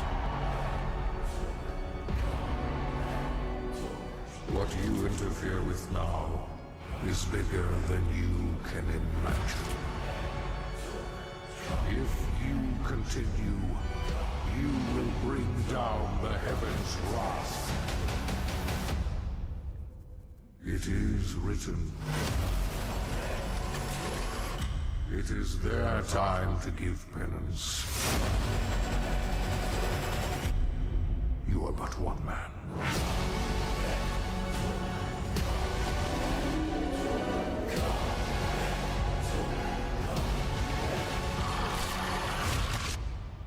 They are no longer your people to save.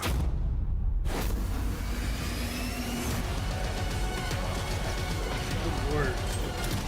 Oh.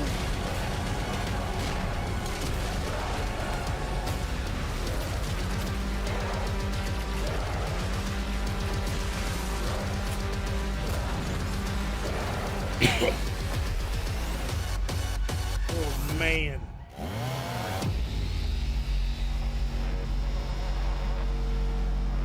That's what's up right there.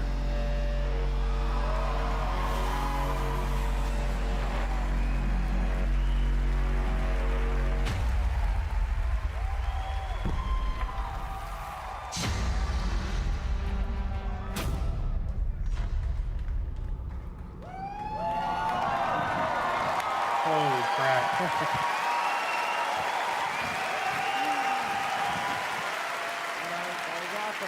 That was awesome. This is awesome. Thank you so much. I'm Marty Stratton, the executive producer of Doom Eternal. And I'm Thank you. And I'm Hugo Martin, the game's creative director.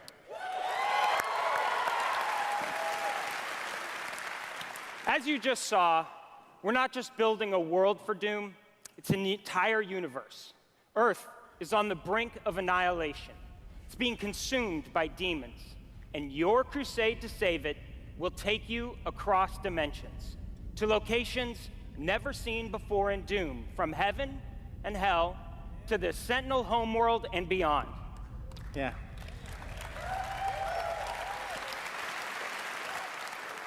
There is so much to see and discover, but Doom is first and foremost about gameplay. And Doom Eternal promises to be the ultimate power fantasy. The fun comes from mastering the experience, because you are the Doom Slayer, the strongest, fastest demon killer in existence, and nothing can stand in your way. Absolutely. Of course, the challenge in Doom is all about handcrafted combat, but also engaging level design. And in Doom Eternal, the game always has something new to throw at you, even deep into the campaign. Let's take a look.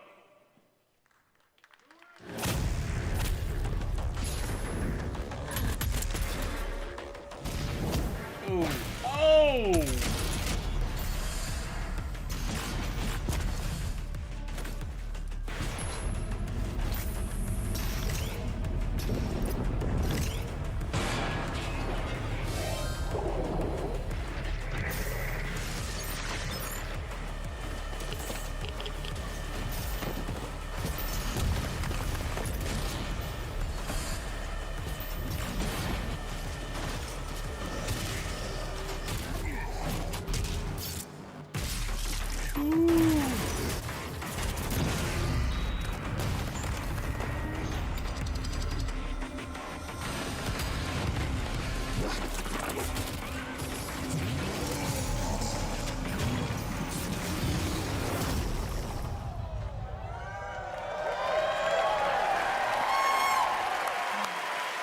That game is unbelievable. I can't believe it's on Switch. Right.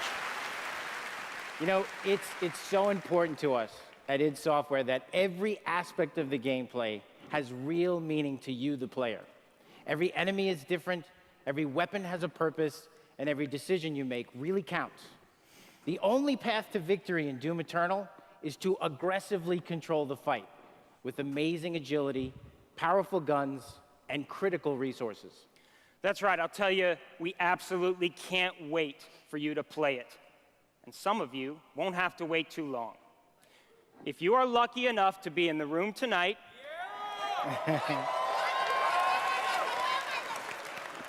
you'll have a chance to play it immediately following the show. Wow. Good Lord.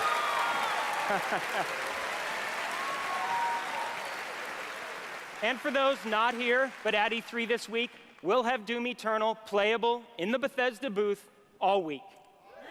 Yeah. So Capri's But going to enough play it talk. tonight. Let's see how it all comes together, and watch as this perfect killing machine goes to work.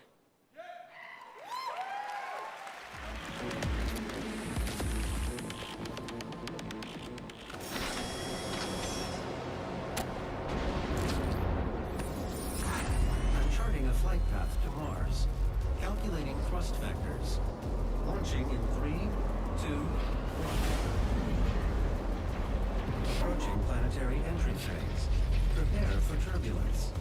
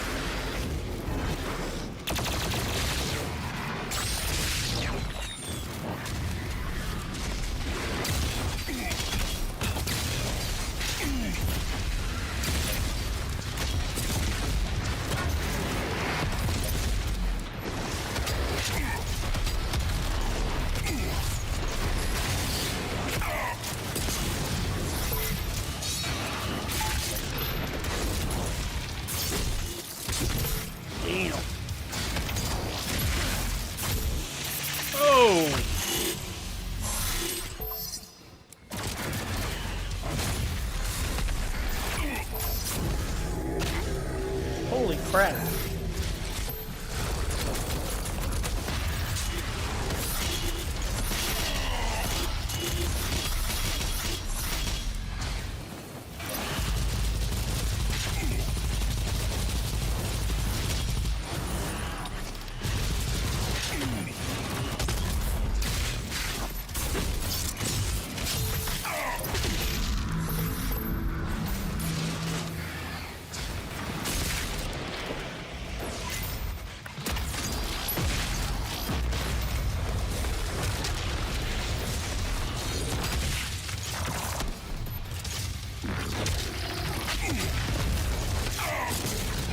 What's wrong with you? Tutorino, what's wrong with you?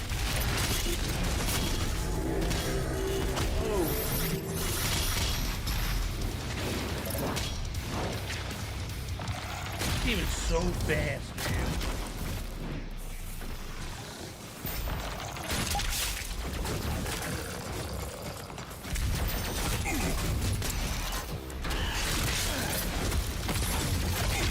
Woo.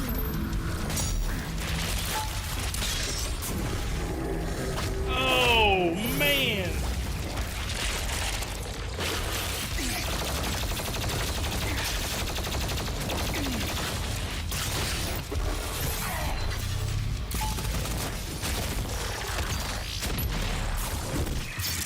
Woo.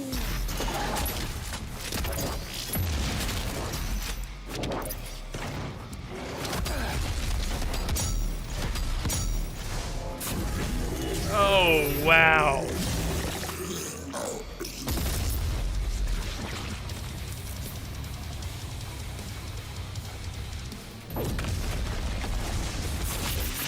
Woo. Oh.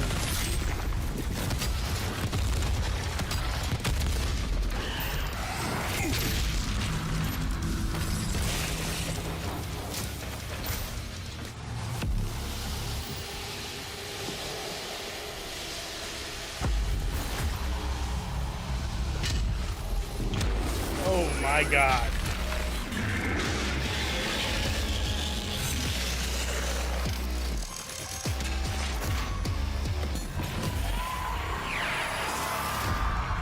Dude, that game is unbelievable. Holy crap.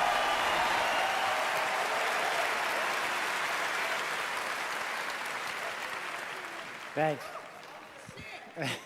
All right. That was classic. Yeah, that was awesome. Thanks. We're so excited because the gameplay that you just saw is just a piece of what you're going to play this week at E3. Yeah. But I bet a lot of you are wondering, when do we get to play Doom Eternal at our home? Well, you don't have to wait too much longer. Not quite tomorrow. But Doom Eternal will release on November 22nd. Damn. Dude, this is going to be a stacked holiday season, man. We're very excited about that, and we've got something really special for Doom fans. An amazing collector's edition we're really proud of. Wow. Yeah. That's an actual helmet. Get Yeah, out. you could wear that thing.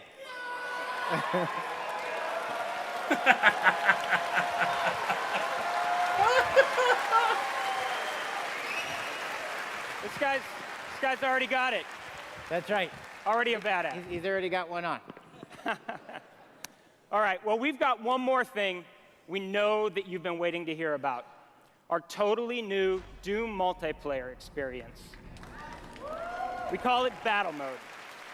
We've been developing this in-house at id, and it's unlike anything you've played before. Yeah, we've been so pumped at id to share this with you. This is pure Doom, but with your friends, where two player-controlled demons take on one fully loaded Slayer in a fight to the death. This is a first-person fighter, where it's demon strategy versus Slayer skill. You know, we can't wait, because we know you'll love the different play styles of the various demons, because each has unique movement, attacks, and abilities. They can even spawn AI demons to control the Sam, that's battlefield messed and up. help you take down the Slayer. It's strategic, competitive, and it's a ton of fun. And we can't wait to share more details with you this year at QuakeCon.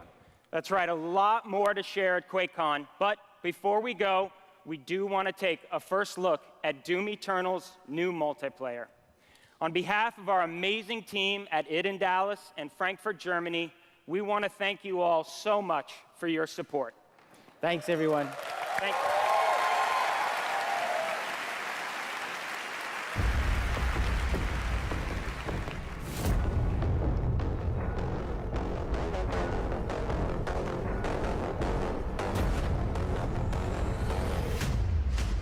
Fight.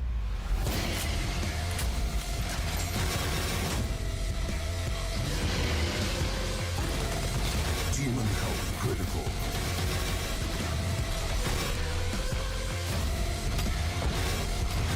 Slayer health critical. Slayer killed. Round 2.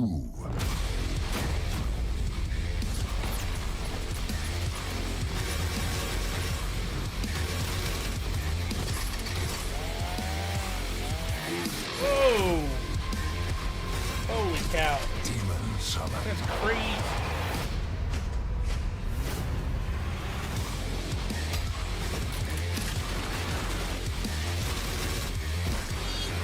Final round. Fight.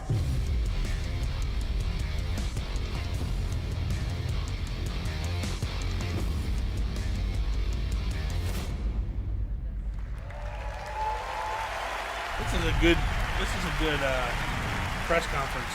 I'm enjoying this so far. That's probably it, but we'll see. Another round of applause, please, for Marty Hugo and all of our presenters tonight.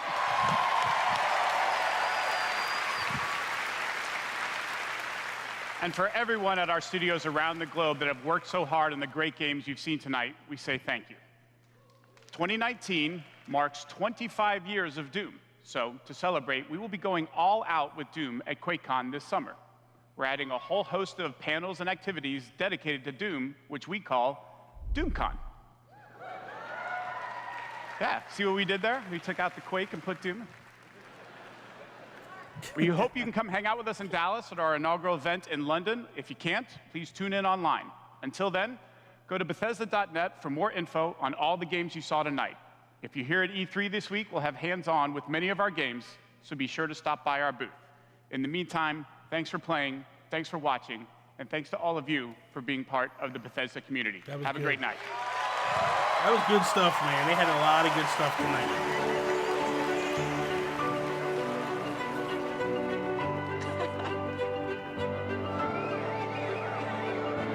At Bethesda, we're in the business of creating heroes. 超クールな敵もね。 But the true hero is you. It's like we hand you this malleable clay and you do these extraordinary things that we never could have imagined. We get to build these worlds and these communities, and you all come in and you play, and you bring these worlds that we create to life. You help us build richer worlds. みんなのおかげで助かってます。 You add meaning to everything we do. We are Right, glad Joey. you're here. We're You're so absolutely glad right. you're here. To the heroes. ヒーローたちに乾杯。 To the heroes. À la vôtre. Shit, I don't have a drink. To you.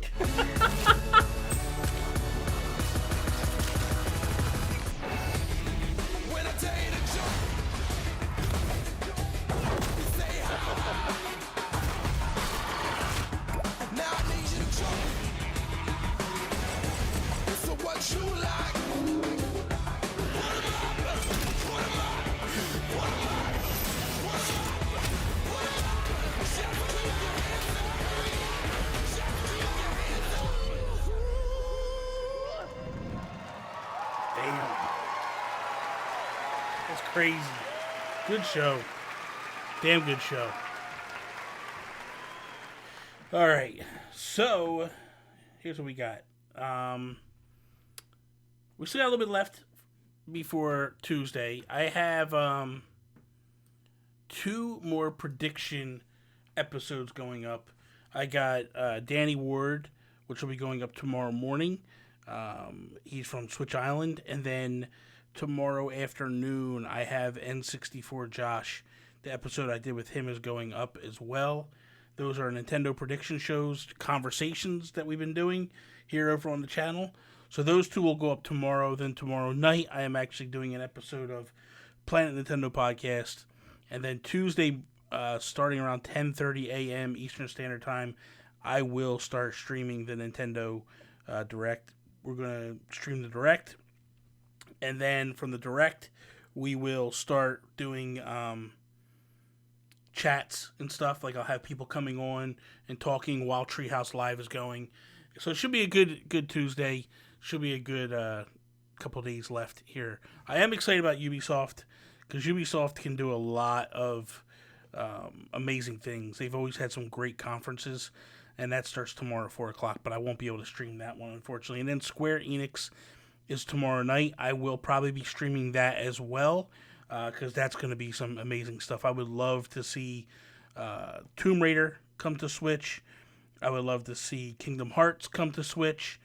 And there's some other games that they just do that would be fantastic, but I don't know that they're ever going to come. I'd love to see a true Final Fantasy 15 come to Switch, but I don't know. I don't know if we're going to see that. I don't know what's going to happen. I guess time will tell ultimately on that. I would love to see Secret of Mana, the collector's edition, the 3-pack, that come. What is it? Suikoden? I'd love to see that come over to Switch as well. So I guess we'll see ultimately what it was. What's it? 1 hour of Animal Crossing music. Dude, I listen to Animal Crossing music every night when I go to bed. I have a 4-hour stream, and I do that. Ni no Kuni isn't that's not Square Enix, is it? I don't know. The new Avengers game, yes, that's another one. But I don't think that's going to come over to Switch, if I'm being honest. We'll see. Time will tell. I am excited about, the new Marvel game that's coming. They're supposed to be getting some play next month or whatever on that. Yeah, Ni no Kuni is Bandai Namco. That's what I thought. Miguel, why are you asking for Ni no Kuni? Is that going to happen? Maybe. Who knows? You might pop on, but that's not in the Square Enix one. My thought so far now E3 I think is officially kicked off. I think Microsoft stumbled out the blocks. They did not do their best showing, and so they're not. I think they're a little behind right now. I think Bethesda right now is in the lead. I would probably give that an A, an easy A. That was just a great presentation. Got a little slow when they went to the game engine. I felt like that was a little weak, in terms of it was cool what they did. I love the tech. I love to see that, but it took a little bit to get there, and it should have gotten there a little bit quicker. Ubisoft, I think, can really crush it tomorrow. I think that Ubisoft is going to probably bring some games over to the Switch. That I think Watch Dogs 3 is going to get announced tomorrow. I think that Ubi is probably going to have Mario plus Rabbids 2 coming to the Switch, and I think that's something that I think there's also a new Rayman Legends in the work that could come as well, which Rayman is a fantastic game. I would love a new one. It's been so long since we had the last one. That was on the Wii U. So it would be pretty cool. Yeah, Just Dance is a definite. Yeah. Nobody cares about that, though, Purple Monkey. I mean, obviously, there's people that love it. But it's just not what if you look at the chat in the Bethesda chat, everybody's putting an F. I think Deuterino went in there and told them to put an F in the chat, and they're going ballistic over there. I don't know what's going on right there. Sam heard rumors of a Siege spin-off game. Possible. I would love to see, the Division come to Switch. I just don't know if it can, honestly. But I love The Division. I think The Division is a fantastic game. I love to see a Far Cry game come to Switch.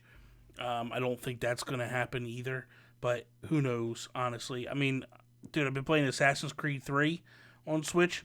Fantastic game, man. The ports are just so good. So good that Ubisoft has done. I mean, if you look at Assassin's Creed 3, it is nuts. Purple Monkey, Bobby needs to get a Just Dance stream. No. Jules, Nintendo's is Tuesday. My stream will start at 10:30. Nintendo actually starts streaming at noon. So we'll jump in at 10:30. We'll kind of get the chat going a little bit, talk about what we think and expect and all that stuff, and then just dive in and start doing the thing. And then I'll be streaming Treehouse Live as well, because I love Treehouse Live. I think Treehouse Live is the best thing during E3. I love that content. I love to see what's coming and all that stuff. So for now, that is all. Thank you guys for coming and hanging out tonight. It really, truly means the world to me, man, that you guys do this and you come and you hang out with me. I love each and every one of you guys. You guys are the best. Thank you for those that like the stream, so that way we get new people in here. Thank the new people that subscribed, all that stuff. Like, you guys are fantastic, man. So hopefully we'll get some more here on Tuesday. I'm looking forward to it. And thank you guys. So I will talk to you guys maybe tomorrow night. Definitely Tuesday morning. So that is all. Peace out, Preston.